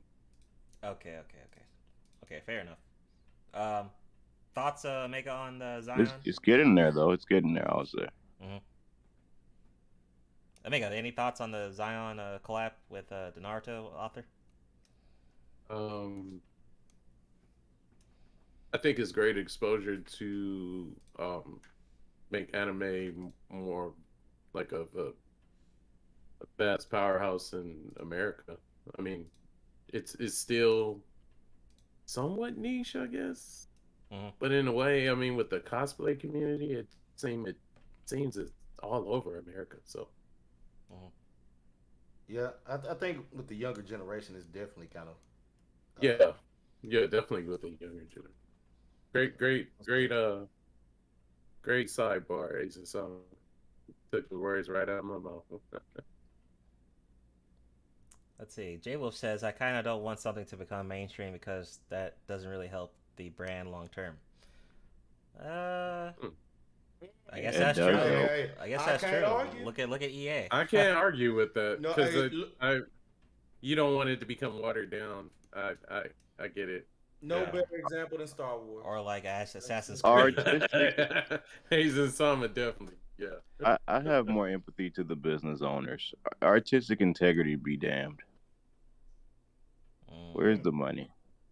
Yeah, I hear you on that, man. Next we got the third. Oh shit! Shout out to Rocky, the super chat. It says the Coach X Michael B. Jordan Naruto crossover was dope. I'm still trying to cop a piece from that collection. Alrighty. So the third Spider-Verse film is called Spider-Man Beyond the Spider-Verse. So revealing that Spider-Man Across the Spider-Verse will have, this was crazy, 240 characters in 6 universes, the largest crew for an animated film. Sony has revealed that the third Spider-Verse film will be called Beyond the Spider-Verse. This was shared at CinemaCon, where they had 15 minutes of Across the Spider-Verse were shown. So this really caught my attention because, first of all, they said 240 characters in 6 universes. That's a lot. It says Across the Spider-Verse will be released on theaters June 2023. Beyond the Spider-Verse will arrive 2024. The sequel to Into the Spider-Verse was set to be released in theaters this year, but was delayed a few days ago. It says Across the Spider-Verse will release just a month before Madam Web hits on July 2023. That film starring Dakota Johnson, another Spider-Man spinoff that will tell the origin story of a Krill vent with psychic abilities that allows her to see within the spider world itself. So yeah, 240 characters, 6 universes. I mean, that sounds extremely exciting to me to see. That sounds really extreme. So that's what kind of got my attention on this one. And I saw a few trailers for the sequel. It looks like it's going to be pretty good. The first one was pretty good and sold pretty well in the box office. So we'll see how it does post COVID and post Morbius. What do you think, Eisen? Yeah, I'm interested to see Across the Spider-Verse and Beyond the Spider-Verse. Madam Web, no. But I mean, it's just no. We don't need Madam Web in a solo, her own singular arc. No, we don't need that. But I am interested in seeing the Spider-Man Spider-Verse film. So the first one was pretty good. So really anxious to see how these others turn out. What do you think of Diaz? No thoughts beyond I'm just super excited for the movie. I'm just gonna keep my eyes out. And when is it released? December? Let me see. It says I don't think it's coming out this year. I think it said next year. Yeah. So it says Across the Spider-Verse will be June this year of next year. Oh, and fucking then the hell. third one Yes, being wow. 2024. Crazy, man. 2024. Oh, wow. Crazy. So yeah, you're gonna have to wait next summer. Oh boy. No worries though. We get Doctor Strange coming this week. So at least we'll get that. Wait, this week? Yeah, Thursday, Friday, this week. You know what? And I still haven't seen Sonic, so Oh I my don't know. God. Maybe me and my girl will go to the movie soon. Yeah, Fucking you should shit. go ahead and see that shit. That was good. Megan, what do you think about the Spider-Verse sequels and the third one coming out?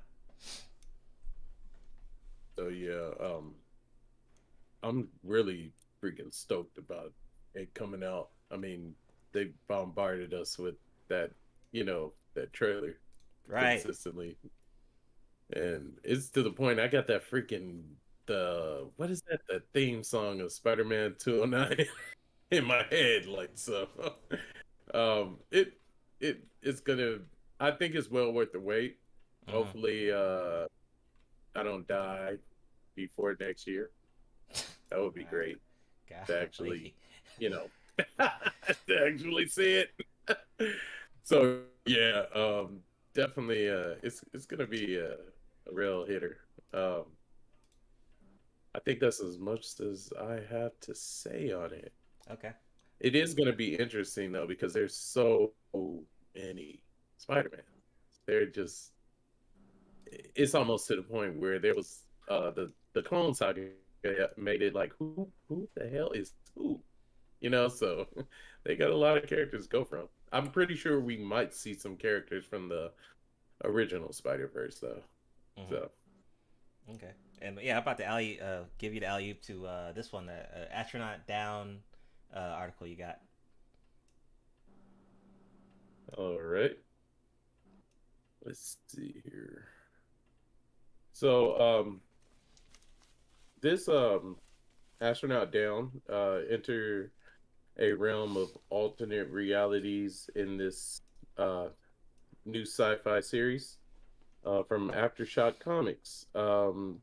This caught my eye as far as I've always kind of been definitely interested in, space and,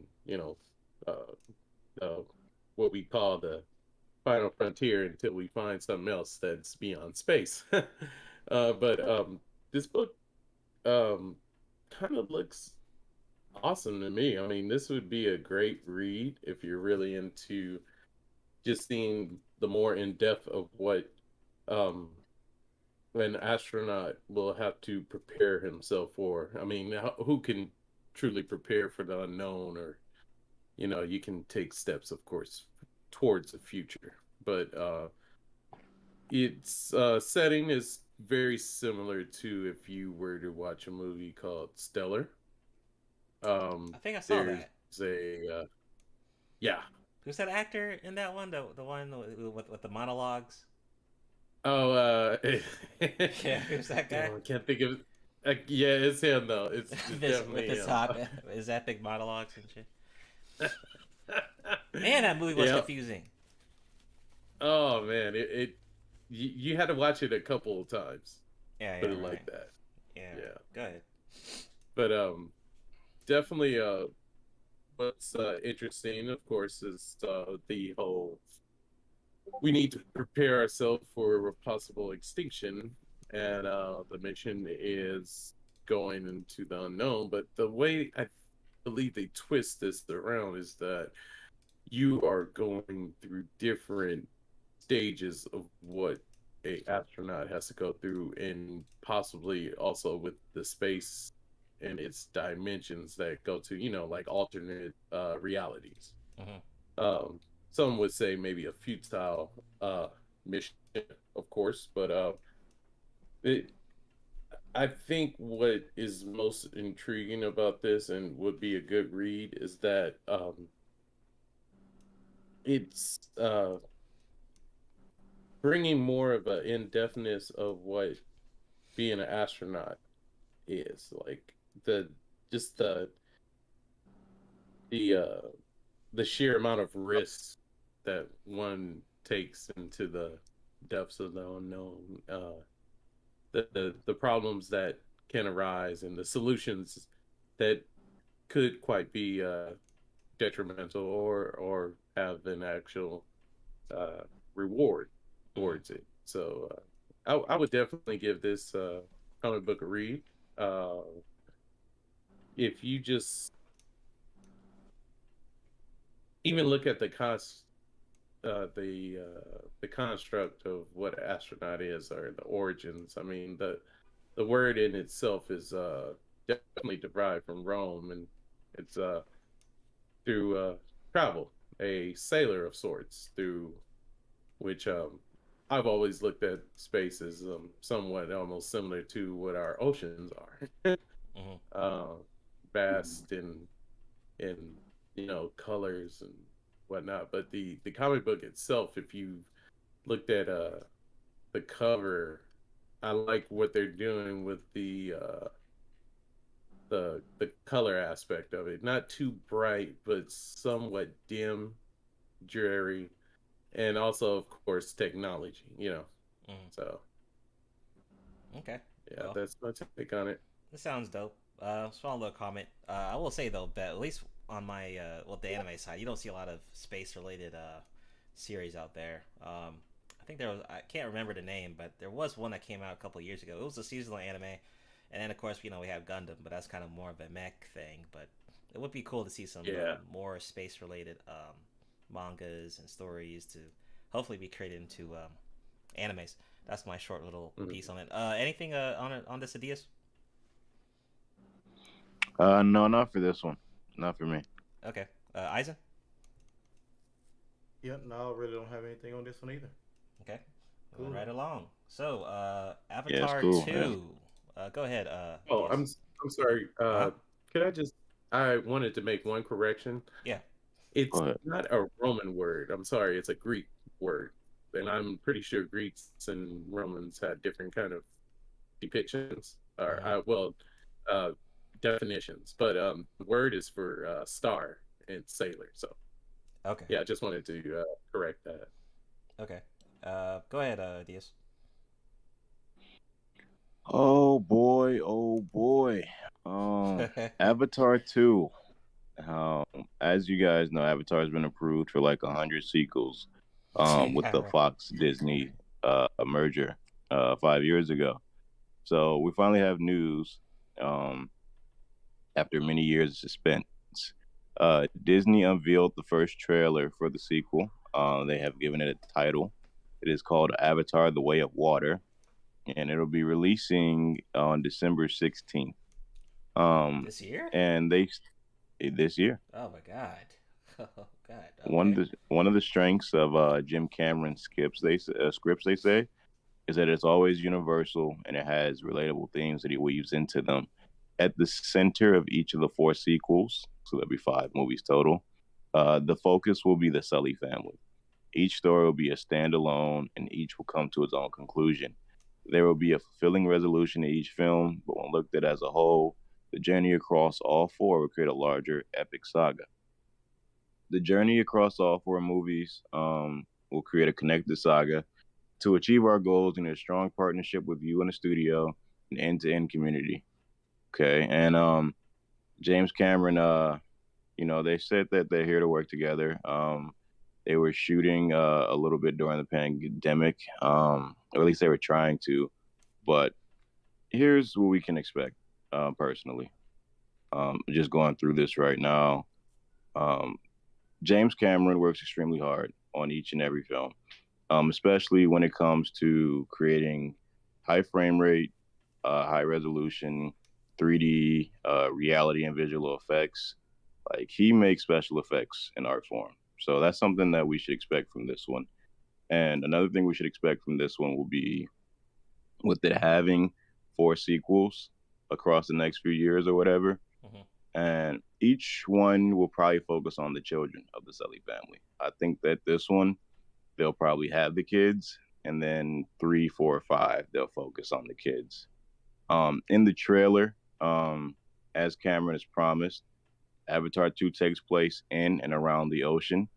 They have children. And Sully says, wherever we go, I know one thing: the family is our fortress. The sequel looks even better than the 2009 film, which was already ahead of its time. We have all new creatures. We see the Na'vi on flying fish bird creatures, talking to whales, and yet they're still somehow divided despite their affinity with nature. The alien people are split, battling against each other in a guns versus arrows fight. It's truly a whole new world, upping the stakes of the original film. And Disney will also re-release the original Avatar on September 23rd with remastered audio and sound. So that's something I'm looking forward to as well. And that's it for me. Man, I didn't know it was coming out this year. Damn. That's something. 4 sequels. Okay. That's a lot. That's a lot. Wait, we're not getting that back to back though, right? They're gonna be like kind of gaps in between, right? Yeah, they're gonna be gaps. Yeah. Okay. Jesus. With all the special effects works that goes into these movies, I doubt they could even do it that quickly. Okay, so Avatar, the first one, like dominated the box office for a really, really long time. Like, you know, they always try to, like, MCU and all the other studios always try to compare their stuff to like the Avatar stats and numbers. So it's gonna be interesting to see this come out and see how it performs post COVID and all that. I definitely. All right, let me say this.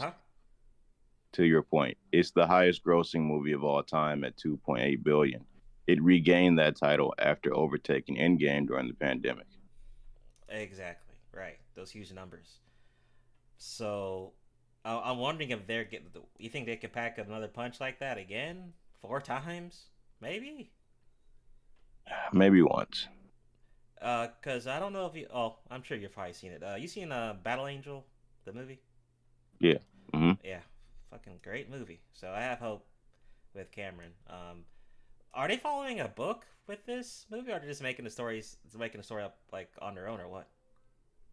No, this is completely original. Oh wow. Okay.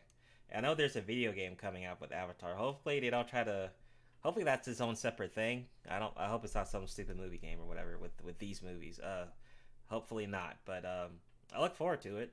It's been a hot minute since I've seen Avatar, and I do remember the craze that happened when that movie came out. Like, I know, like, they had like this app where you could turn your face blue or whatever. Was that during that time? Yeah. Yeah, so I remember that time. So we'll see what comes out during the December with this. I mean, maybe it'll dominate the whole December release. We'll see. But I'm excited. Can't wait to see that trailer. I guess we'll see it hopefully this week, because I haven't seen it out yet. But yeah, some pictures released and they've been taking them down. Disney don't play that shit. I also want to say what I think is hilarious, or not even hilarious, it's just this franchise is one of the most expensive franchises ever undertaken. The combined budget of the first film and the 4 sequels are $1 billion. Wait, what was the budget of the first movie? The budget of the first one was $237 million. Okay. Holy shit. Well, so for all 5, $1 billion. Yeah, that's basically like an MCU budget, or actually slightly more. Actually. Yeah. Well, hey man. Yeah, each one going forward is $250 million a piece. Yeah, that thing, it ain't easy. What they're doing is not easy. No, and they're released them every 2 years. Man. So the next one will come out 2024.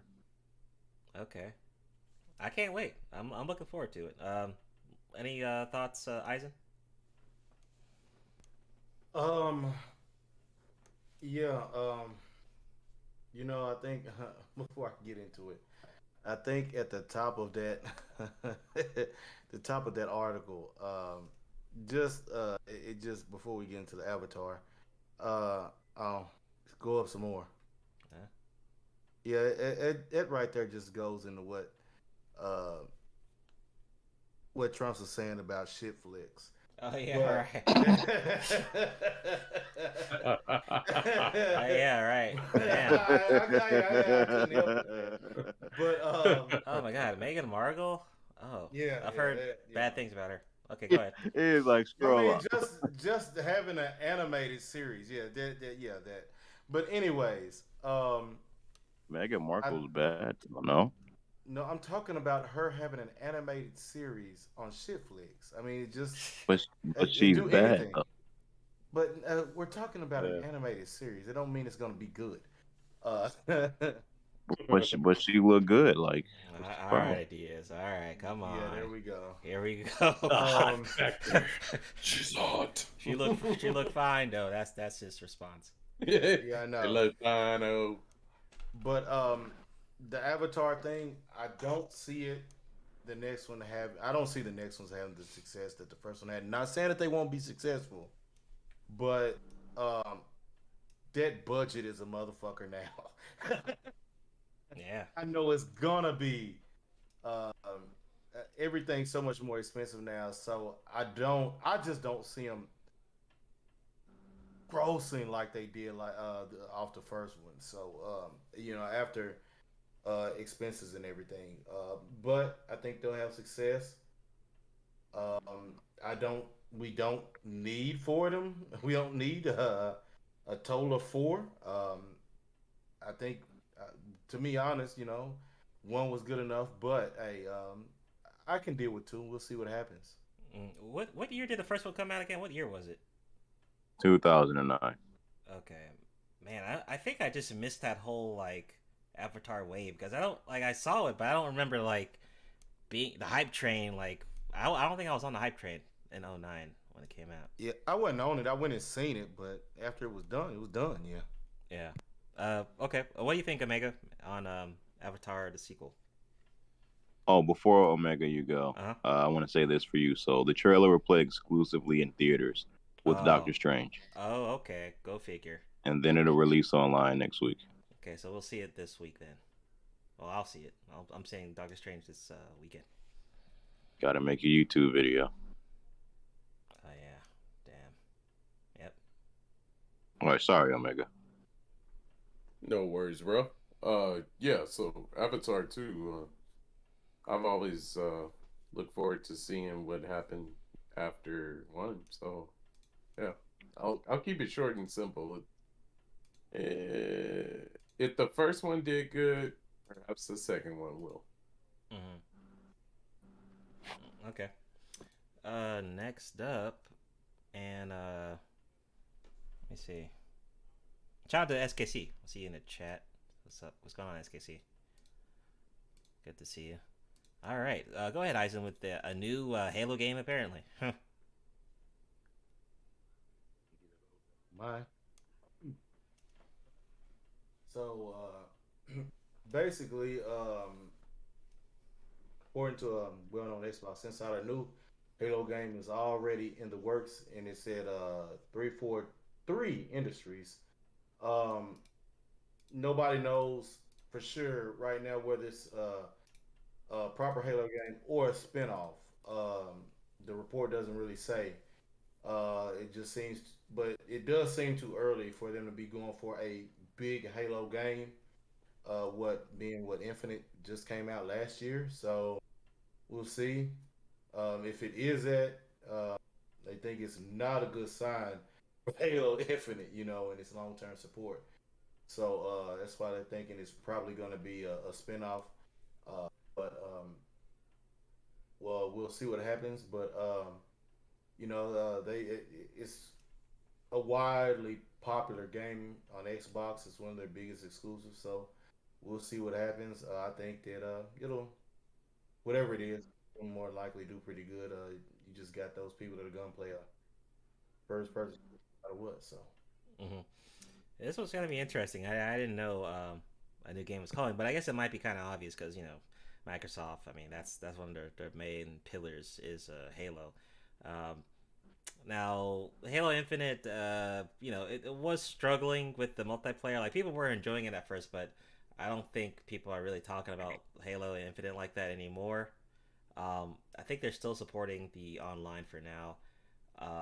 But Halo Infinite is fairly new. I think it came out last year.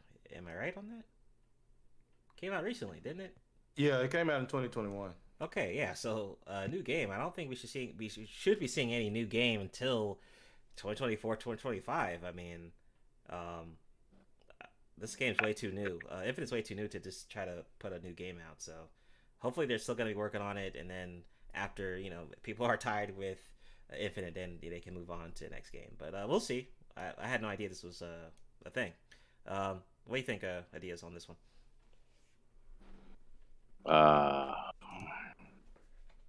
None here for me. Okay. Omega, anything? Yeah, that'll be none for me. Okay. Alrighty. So one of our main headlines for today, which we don't really cover tech like that, but I'm like, this was too big of a deal here.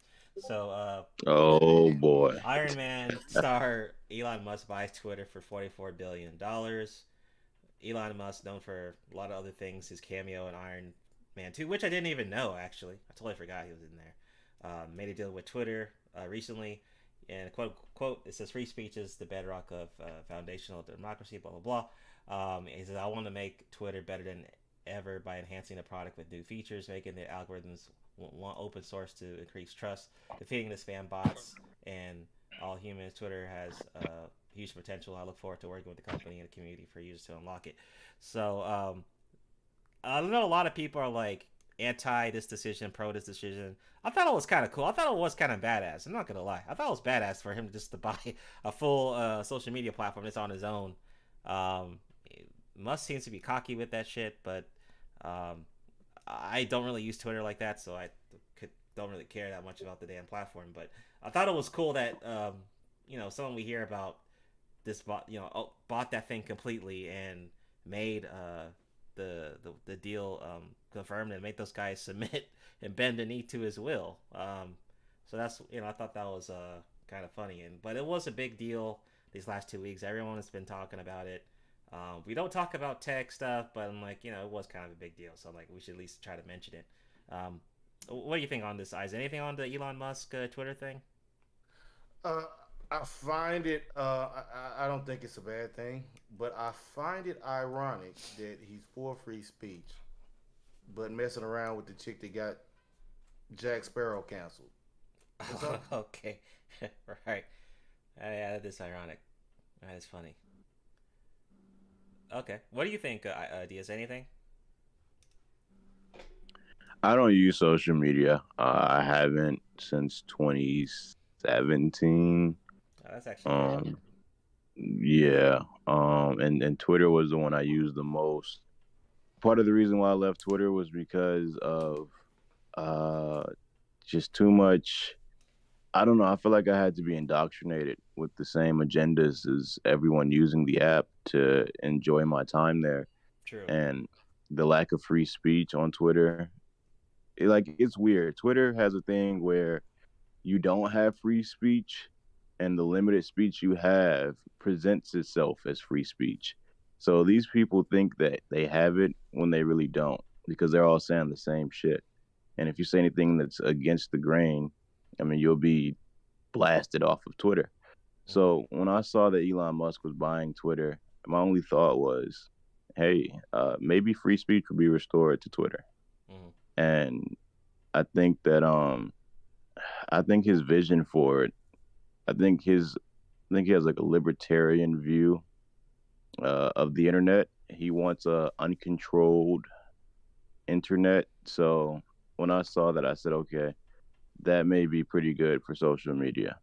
I mean, it's not enough to make me go back to it, but I think he's the perfect person to run a social media platform. Yeah, I totally agree. Social media right now is not that great. Even stuff like Facebook. I used to be super active on Facebook like 09, 2010, early like 2000s.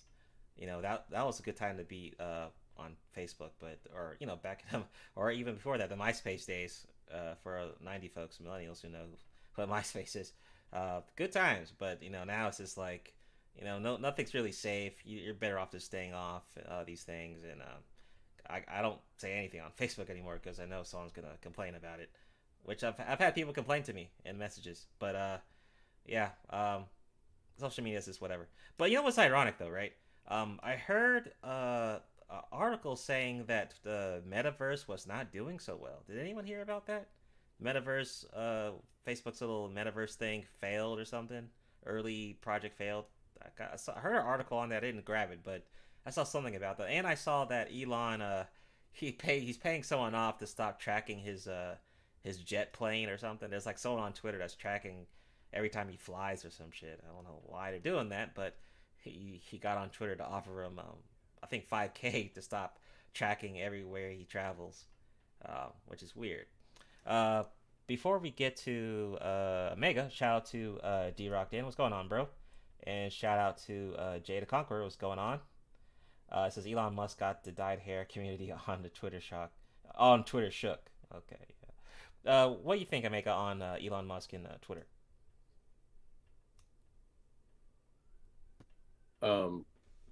Let's see. What do I think about him and Twitter? Well, on one hand, it is great to hear someone that lives in America that believes in freedom of speech. But beyond that, I just want to go into just a small depth of what Elon Musk has achieved, coming straight out of South Africa and actually doing a lot of work in America. I mean, the guy is, you know, first of all, the Tesla Motor Company, no matter what, it seems like he's the highest grossing freight train of building these cars that a lot of people love. I mean, and the state of the art too. Also the Tesla storage systems that come along with the powering the cars is like one thing, but you know, this guy created a battery system to store energy for homes and businesses. What else we got here? Oh, definitely SpaceX. Can't leave that out. SpaceX. Yeah, didn't they make a Netflix special for him on that? Yeah. Okay. He's in a way, you know, it's interesting how the man definitely admires Tesla in a sense of how technology should propel humanity into the future, of course. You know, though no, I mean he does profit from it, of course, but I believe in a sense with the SpaceX reusable rockets do make a sense where we're not trashing our solar system constantly, because before that, I mean, the rocket was just let off in space and then that was it. Just basically you have trash in our atmosphere. Like, you know, so reusable rockets is amazing, you know.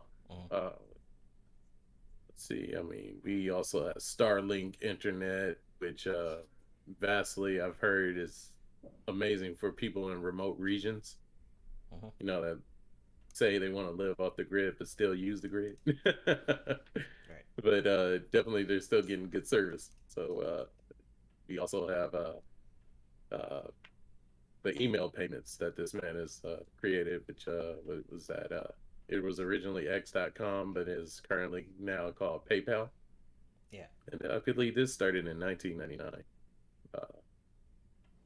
Let's see, there's a myriad of things, but him going to Twitter and actually, like, you know, everybody's like, oh, we, you know, we either ditch Twitter or we do as Elon Musk says. It's kind of very awesome to me. Oh, I hate to leave out one thing that man has contributed, which is the Neuralink. It's the what? which the Neuralink. Oh, okay. Yeah, so the brain implants for neurological conditions. Mm. It might seem something that's all super into the future, but I mean, we can use that now. But come to think about it, Twitter has so much vast data. I always believed that Neuralink could actually propel his project in creating that.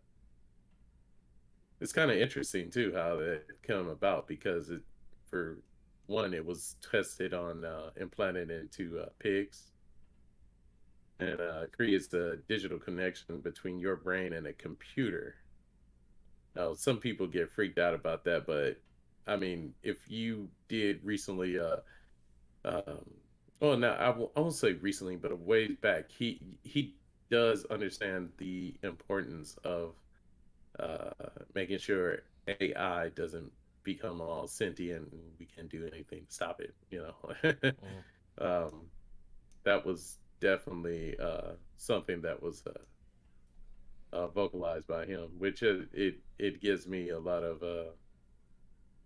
kind of just that sense of like this person is not just like, nah, I just want to do it, not think about any of the potential ramifications of it. So yeah, but great move on him. I mean, kudos to Elon Musk. I've every time he's talked or had a speech, it's refreshing to hear a man destined for the technology. You can't stop it. Mm-hmm. Okay. Go ahead. Let me go to the chat first. Shout out to D-Rock Den for he became a member again. Shout out to you, D-Rock. And appreciate the super chat, D-Rock, for your support. Appreciate it, bro. You support a lot. I remember sometimes D-Rock would just randomly cash at me, just randomly. So shout out to D-Rock for that. D-Rock. Rocky, what's going on? He's a member again. Soul Tuning. That's what's up. It says Elon making internet for the zombie apocalypse. Right. I know, right? Go ahead, Eisen, with this Neil Adams. All right. So basically, news came in this past week on the 29th that comic book icon and artist Neil Adams died at the age of 80. And the comic book industry is reeling from this. You had droves of people in the comic book industry flooding social media, making posts in remembrance of him, showing support to his family during this time and for the loss of an icon. His artwork defined both Marvel and DC Comics, going all the way back to 1969 when he did his first cover for an X-Men comic. His work in DC was even more extensive, as not only did he do iconic art for DC, but he also helped create the characters of Ra's al Ghul, Man-Bat, and the Jon Stewart version of the Green Lantern, as well as securing proper pensions and acknowledgement for Superman creators Jerry Siegel and Joe Shuster. So the comic book industry right now, it's dealing major loss from Neil Adams' death, but he gave a lot of great characters and artwork throughout those years. Okay, actually, I did actually hear about his death. So R.I.P. to the dude. Especially with post-COVID, it's been a lot of deaths going on. So R.I.P. to the dude. But I'll make that brief. Let me see if Adias, are you there? I heard some noise. Are you there, Adias?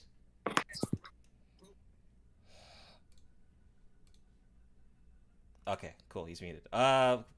Thoughts, Mega? Because I think you had the same article.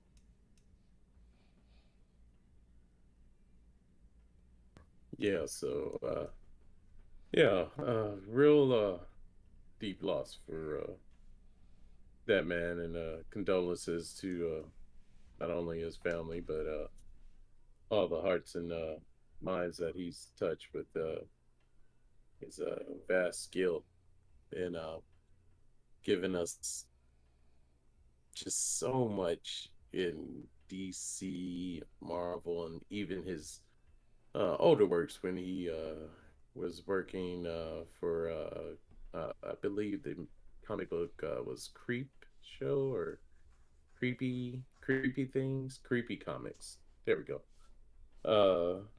The man pretty much molded our and just was a well fit for drawing Batman. He definitely made the modern Batman and Joker a lot more I would say more darker in images to fit the times.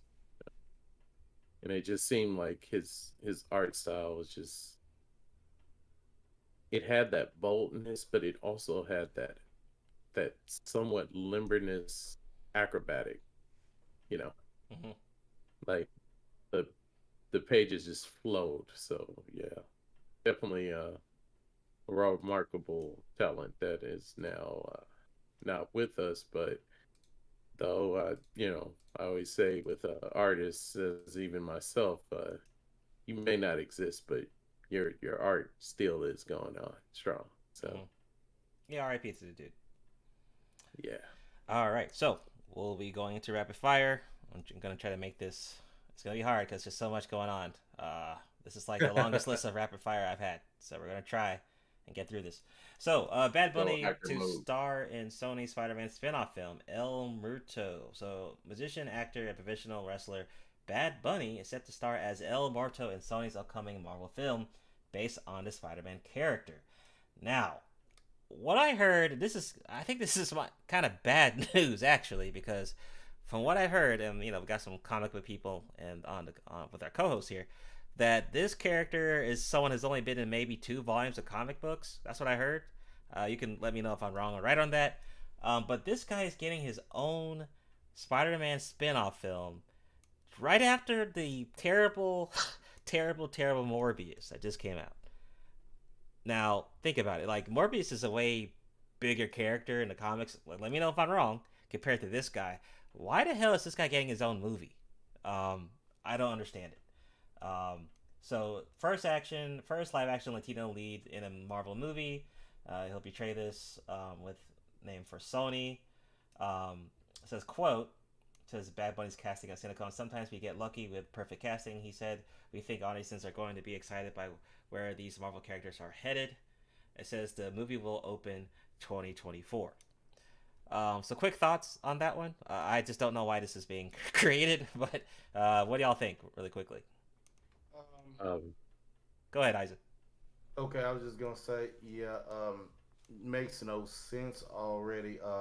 I don't even remember El Muerto. But it makes no sense. I mean, it's like doing Madam Web.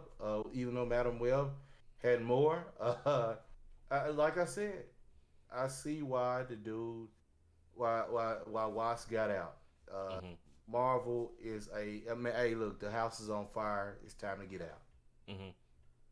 What do you think, Omega, on this El Muerto Spider-Man film coming out?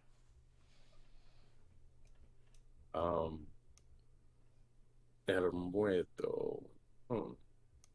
I'm not too familiar with the character in itself, so you know what's really interesting about it though? El Muerto is kind of seems like they're going for the whole Spider-Man was a wrestler and this guy was a wrestler. Yeah, I think he wrestled Spider-Man in some comic book or something. Yeah, so this is very. I'm just gonna leave it as intriguing. Rocky says that Morbius is a major character. I'm still gonna watch it. Yeah, I still think Morbius is worth watching at least once. And shout out to Death Racer in the chat. What's going on, bro? Shout out to Death Racer. Let's move on to the next one. Now, this one honestly could have been a main topic. Well, like I said, there was so many hot takes. There were so many of them, but this one could have been a major one too. So PlayStation wants ads in a game. So after 2 weeks, report that Xbox is looking to include more advertisements in free-to-play games. It seems PlayStation is also testing the waters for its own ad program. According to Advertising Insider, Sony wants to encourage developers to create free-to-play games by adding a new way to monetize them beyond microtransactions and battle passes. Similar to what we know about the Xbox program, the goal for Sony is for the ads to fit in with the rest of the game, like putting real-life ads on billboards in virtual sports stadiums. Sony is looking into rewarding players for watching ads and promotions with in-game items, including avatar skins. Seriously? Like, this is a terrible idea. I see the money grab from Sony, but, like, benefits, really? Avatar skins? It sounds like BS to me. I don't think it's going to work. But quick thoughts, Eisen, on this one? Yeah, it's just a pathetic and obvious money grab. Yeah, right. Yeah, this sounds corny reading it. What do you think, Omega? Nay. Yeah, this is not gonna work out. Like, what are the benefits besides skins? Like, don't you get that? Like, so what? Free DLC, free DLC. I get. Oh man, I got a freaking hat. Yeah, so stupid. Indigenous, what's going on? Shout out to Indigenous TV. What's going on? And next we got the Hunger Games prequel film, the Ballet of Songbirds and Snakes release date revealed. So this Hunger Games prequel film will be released next year, November. Revealed at CinemaCon this year. The prequel story will be based on Suzanne Collins' book of the same name, and will focus on, who is that? Oh, Snow at age 18 years before he would become the president of Panem, whatever that is. So it looks like Hunger Games is getting a sequel. The trilogy wasn't, well, maybe it's 4 movies, right? Oh, no, I think the last 2 were like part 1, part 2, but it wasn't that bad. I mean, it was pretty cool. I think, what's this girl's name? Jennifer Lawrence, is that her name? Is that right? Jennifer Lawrence? Yes. Yeah, she was better in this compared to X-Men. X-Men, I think she was better in Hunger Games. That's just my yeah, I think she was way better in Hunger Games. Yeah. Yeah, what do you think, Isaac? Looking forward to it. Yeah. Or actually, go ahead, Omega. What do you think? Then after Isaac. Yeah, I was definitely looking forward to the continuation of the series. I actually liked the film, so yeah. Yeah, I'm with you. I actually did. You know what? When Hunger Games came out, there was another trilogy called Maze Runner. Did you guys see that one? Yeah, I seen Maze Runner. And that was like, really good. Too. There was like a certain time where like all these book adaptations, sci-fi movies were coming out, and they were like actually pretty good. Divergent. Yeah, Divergent was another one. Yeah. If you guys are really familiar with the anime Royale, it's almost kind of similar to the same thing that's happening in these films. But I don't know, Battle Royale didn't really involve too much of future. It just had to deal with, I guess population control, and then also the fact that, certain students were deemed over hostile, and this what they were doing to them, pitting them against each other in an all-out battle royale. It's funny, I just said the name of that. But yeah, this it looks promising, so yeah. Okay, moving right along. So this one I had to have this on the podcast. So Batwoman canceled by CW after 3 seasons. So Batman has been canceled on CW after 3 seasons. Showrunner Caroline Dries, funny, last name's Dry, because the season was dry as fuck, announced that the cancellation on Twitter just got the sad news that Batwoman will not be seeing in season 4. She wrote, "I am bummed, but full of gratitude. What an honor to make 51 episodes. So many inspiring, brilliant people contributed to the series. Thank you, producers, cast and crew. Thank you, fans. We love you." So this is not sad news. This is good news, because the viewership of Batwoman wasn't really that good, actually. It suffered, and the only, it was never good. I think, yeah, it was never good. And then like to make the weird like hipster black Joker character, I don't know if anyone took that seriously. No, I did not see it. I could not do it.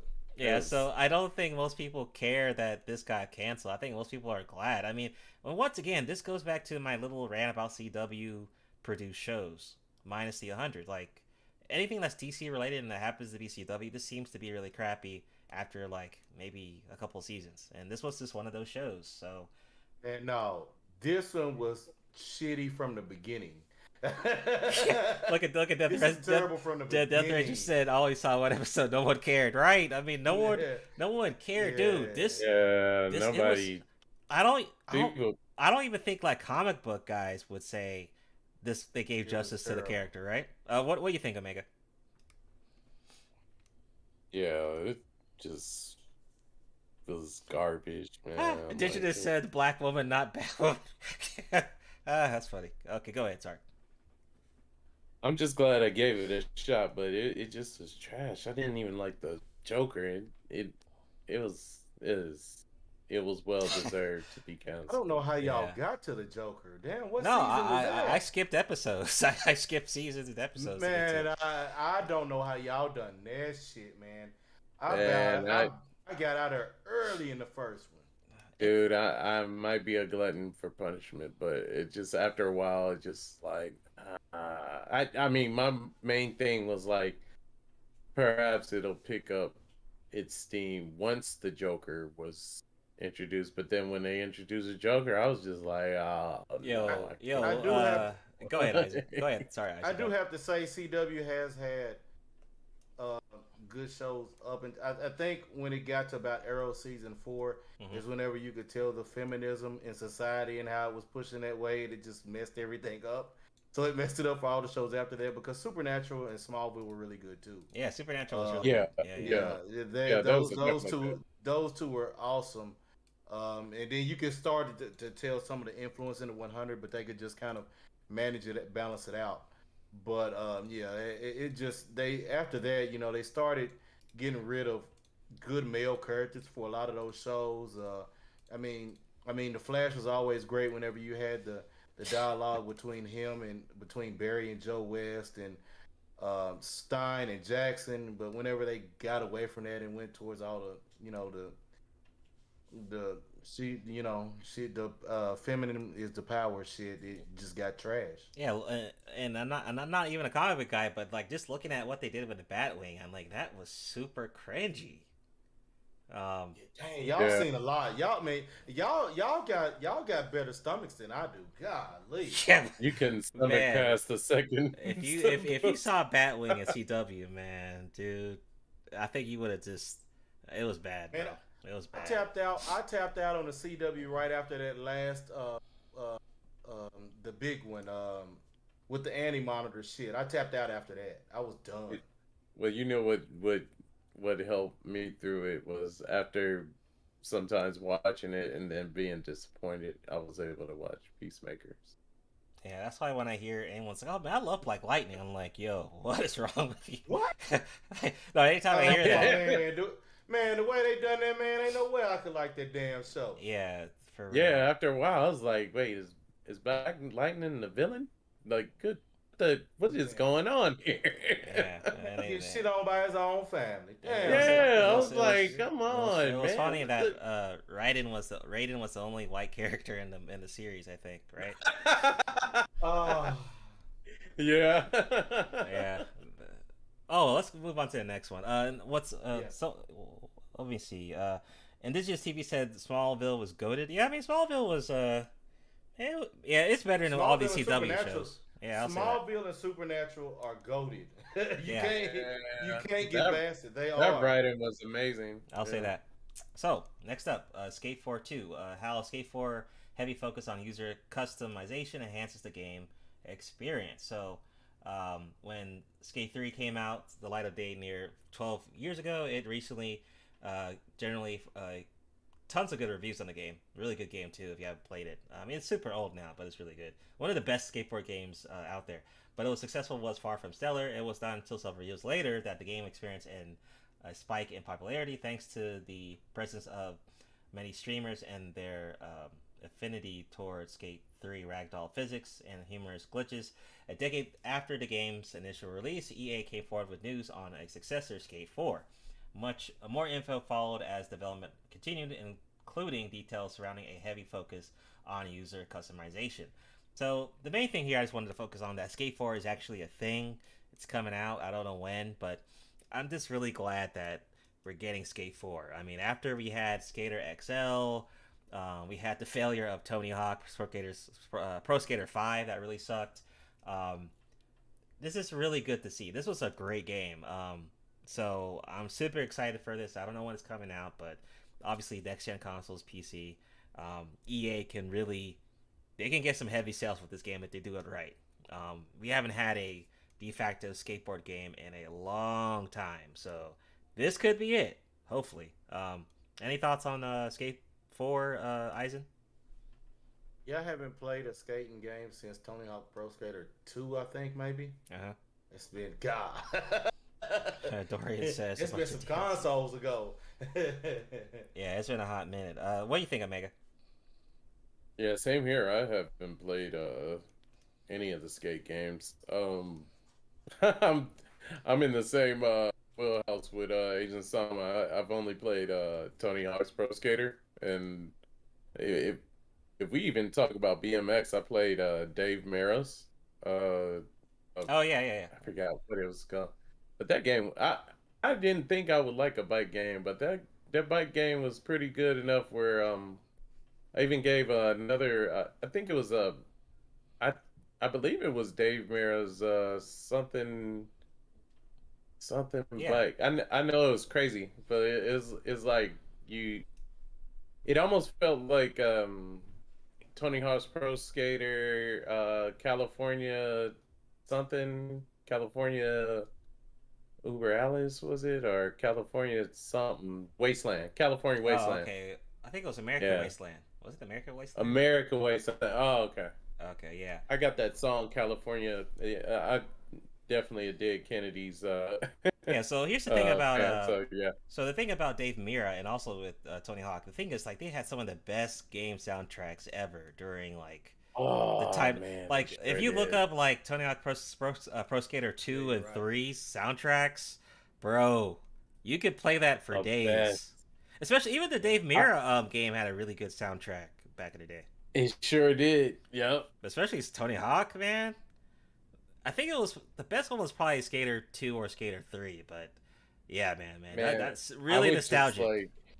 I would get off of work and just like go into iTunes and just type in Tony Hawk Pro Skater soundtrack and just let it play all the way. I think that is one thing that the newer games kind of fail on is like those soundtracks, man.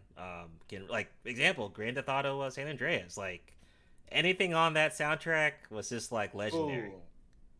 Man, that whole game was awesome. They gotta go. Yeah, let me move on. I'm about to get too nostalgic. My bad. I'm about to get too nostalgic on soundtracks. All right, let me stop. All right, next up, Hayden Christian, Darth Vader teases more Death Vader after Obi-Wan Kenobi. So let me read. In an interview with Total Film Magazine, Christian refused to disclose any details about his upcoming appearance, though he said the extent of this journey I think remains to be seen, but what a privilege to get to come back and do this and to be part of this project, hinting at the movement in future projects. So there is a little tease that Darth Vader will be in Obi-Wan and shows after that, which, you know, I loved Hayden in the original, the sequels.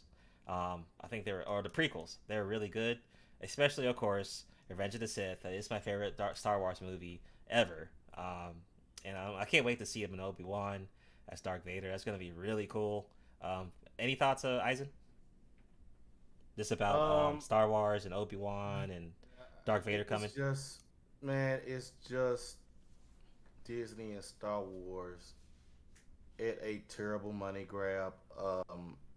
Yeah, I mean, Hayden Christensen's Darth Vader, yeah. But, I mean, the Obi-Wan deal, after all that, he's supposed to go into hiding. There's no point to it. Hey, look, Star Wars just gone down the shitter. And hey, look, it's good work for Hayden Christensen. I liked him. He's much better than emo Ren. Damn. So it's good. Yeah, right. What do you think, Meg, about the Darth Vader coming on Obi-Wan and more shows in the future? Definitely. It seems a great step in the direction of Star Wars. Let's just see who has the high ground. Yeah, right. Let's see who has the high ground. Right. All right. Next up, some Nintendo news is Xenoblade Chronicles 3 to launch in July, months earlier than originally announced. And then Nintendo and Monolith have announced that Xenoblade Chronicles 3 will launch in July of this year on the Switch. The game was set for a September release date, but has actually been pushed forward. A new trailer for Xenoblade 3 was posted too, which you can watch. Xenoblade Chronicles 3 is coming this summer for the Switch. I'm definitely going to get it because I'll be honest, I haven't played anything in a while on my Switch. It's just been collecting dust. So, although I haven't played Chronicles 1 or 2, but still, I'm just going to say fuck it. And I'm still going to, I want to have something to play, goddammit. So, I like JRPGs, so I'm definitely down to play this in the summer. Any thoughts on this, Omega? Xenoblade is just a very good game to have. So, yeah. Let's see. I like that you did bring up though, like if your game is collecting dust, it surely won't with Xenoblade 3. So hell no. I think I'm put some hours in that. And here's the thing, like you think about it, this year alone, we haven't had any like banging blockbuster JRPGs this year. So it's been kind of a drought on the JRPG side of things. So this is about to kind of start us off. Sadly, it's taking forever because we're getting this in July, so almost half the year's will be gone by then. But definitely excited. What do you think, Eisen, on Xenoblade? Really don't have anything. Okay, cool. Okay, let's keep going. So we kind of tackled this already on the first half of the podcast with Netflix losing tons of subscribers with slashing and subscriber drops. So it says Netflix is close. Oh, okay, we actually talked about this with the animated projects. It says Netflix is putting brakes on its animation efforts, firing executives, and canceling high anticipated shows, according to The Wrap, director of creative leadership and development for the original animation. Phil Radnov was let go this week along with several of his staff. Not only that, but several high-profile series have been canceled. That includes the long-awaited adaptation of Bone, the acclaimed comic from Jeff Smith. Says additionally, an adaptation of Dials the Twits, I don't even know what these things are, have been canceled. These cancellations come amid rumors of a changing direction at Netflix Animation. So, Netflix, like I said, I think the problem with Netflix is that there's too many, of course, there's the competition, and then it's like, there's so many filler, void things being added to the inventory that people just are not watching. Like, people just they'll watch like their Stranger Things, maybe their Ozark, and when that's done, they're not watching all those other just like kind of filler shows that really don't matter. What do you think, Eisen, just on Netflix losing subscribers and slashing? Because it's weird. The other article said I guess that's Netflix Japan. This might be talking about Netflix the US. But go ahead, Eisen, on Netflix. Yeah, Netflix and their decision making on what shows to get, I think, they basically blindfold themselves, spin around 10 times to just throw a dart, and wherever it hits, that's the shows we're coming out with. Yeah, right. It's terrible. What do you think, Omega? Yeah, I don't have too much to say on it. Is that okay? This loss. Do we think it can somewhat have a gain? Well, Netflix would have to get. I think they're in debt, so they would have to get out of debt before they start getting a gain. Shows like Stranger Things and stuff like that, they're only slight gains during the month it releases, and then after that, and then they start struggling again. That's the problem. But it's hard to have a banger show every month. That's not possible. Yeah, that it does seem like you would run into, like, you're just now hemorrhaging for better titles. Yeah, so right. I mean, look at all the stuff that we've already covered as far as episodes or different video game adaptations are coming out. You know, maybe possibly those people that left might come back. It may not be a one and done thing, but I don't know. Right. Maybe just we did stress about the anime titles. Yeah, we did. And I actually took the initiative to watch Bubble today, and I was vastly impressed with that movie. Yeah. It just felt like something for the youth. You know what I mean? Yeah. I actually did react to that. I will be releasing that video in probably sometime this week, so you can definitely look forward to seeing that. I did see Bubble.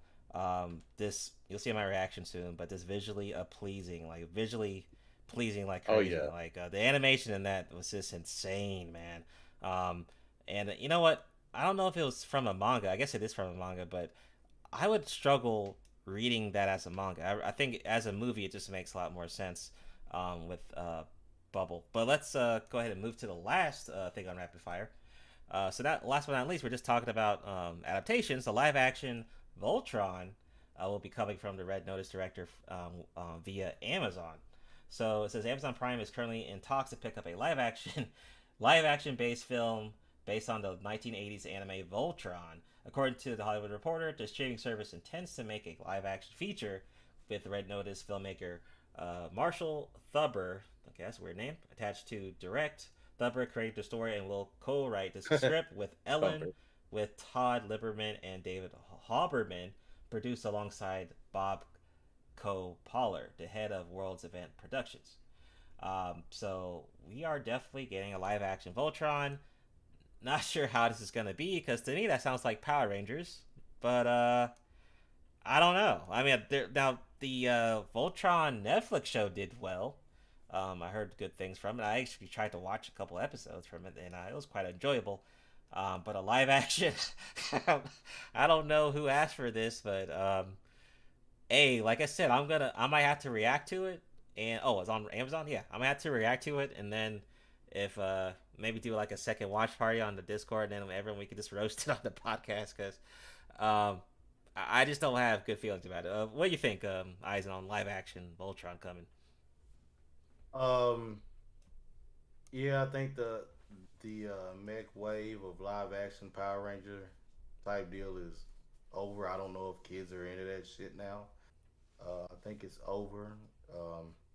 And then with the terrible writing that goes on with everything now, it's probably gonna be crap, but we'll see what happens. Yeah, what do you think, Omega? Yes, I do want to say that if we have the combination between the cartoons that have just recently come out, and I'm pretty sure they did really well. I actually watched a lot of the episodes of Ultron. Even I'll even mention Thundercats, but it seems like we're getting a combination of people that are now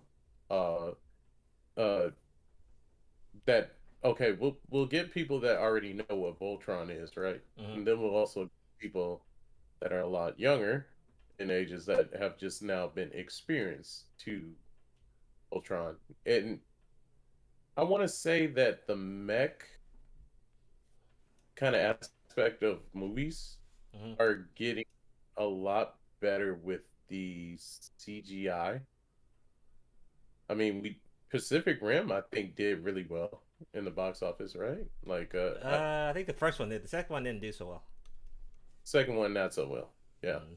So, I mean, large robots and teams kind of thing could go either way, but I believe just with the fan base alone of a lot of people that have already been accustomed to Voltron, I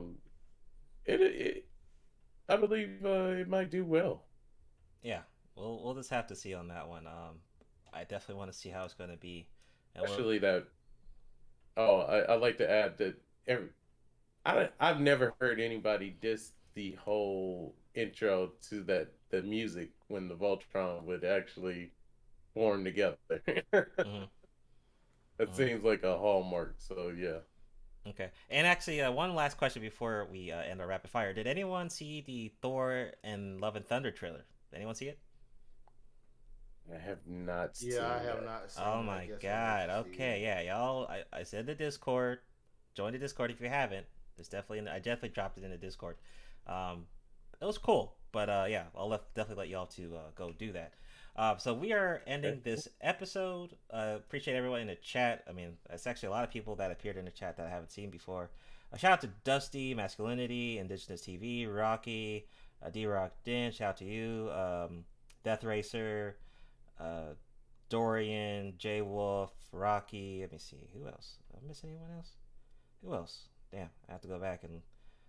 But if I missed you, man, because there's a lot of people that showed up. Oh, Jada Conqueror, shout out to you, man. Good to see you. Oh, Mr. Cool, our meme king on the Discord. Peace to you as well. Yeah, masculinity. So appreciate y'all coming up. And episode 13 will be on the 15th of this month.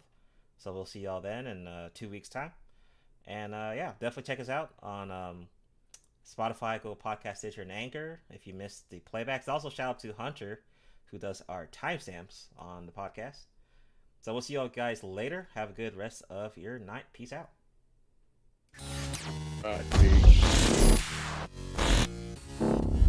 Ladies and gentlemen of the jury, we all lived through the 70s. The clothes, the music, the heartwarming but rarely amusing Ziggy cartoons. Now, later, who are we to look at these two fine young men and say, "You there, I sit in judgment of you"? Riddle me this. But there could be more to the case than meets the eye. Hadouken! What are you going to do, Space Ghost? I'm combining the stun ray with the force energy power. Your soul is mine. You seem to be well grounded in the case file, Detective. Tyrannosaurus! The SoulProvider.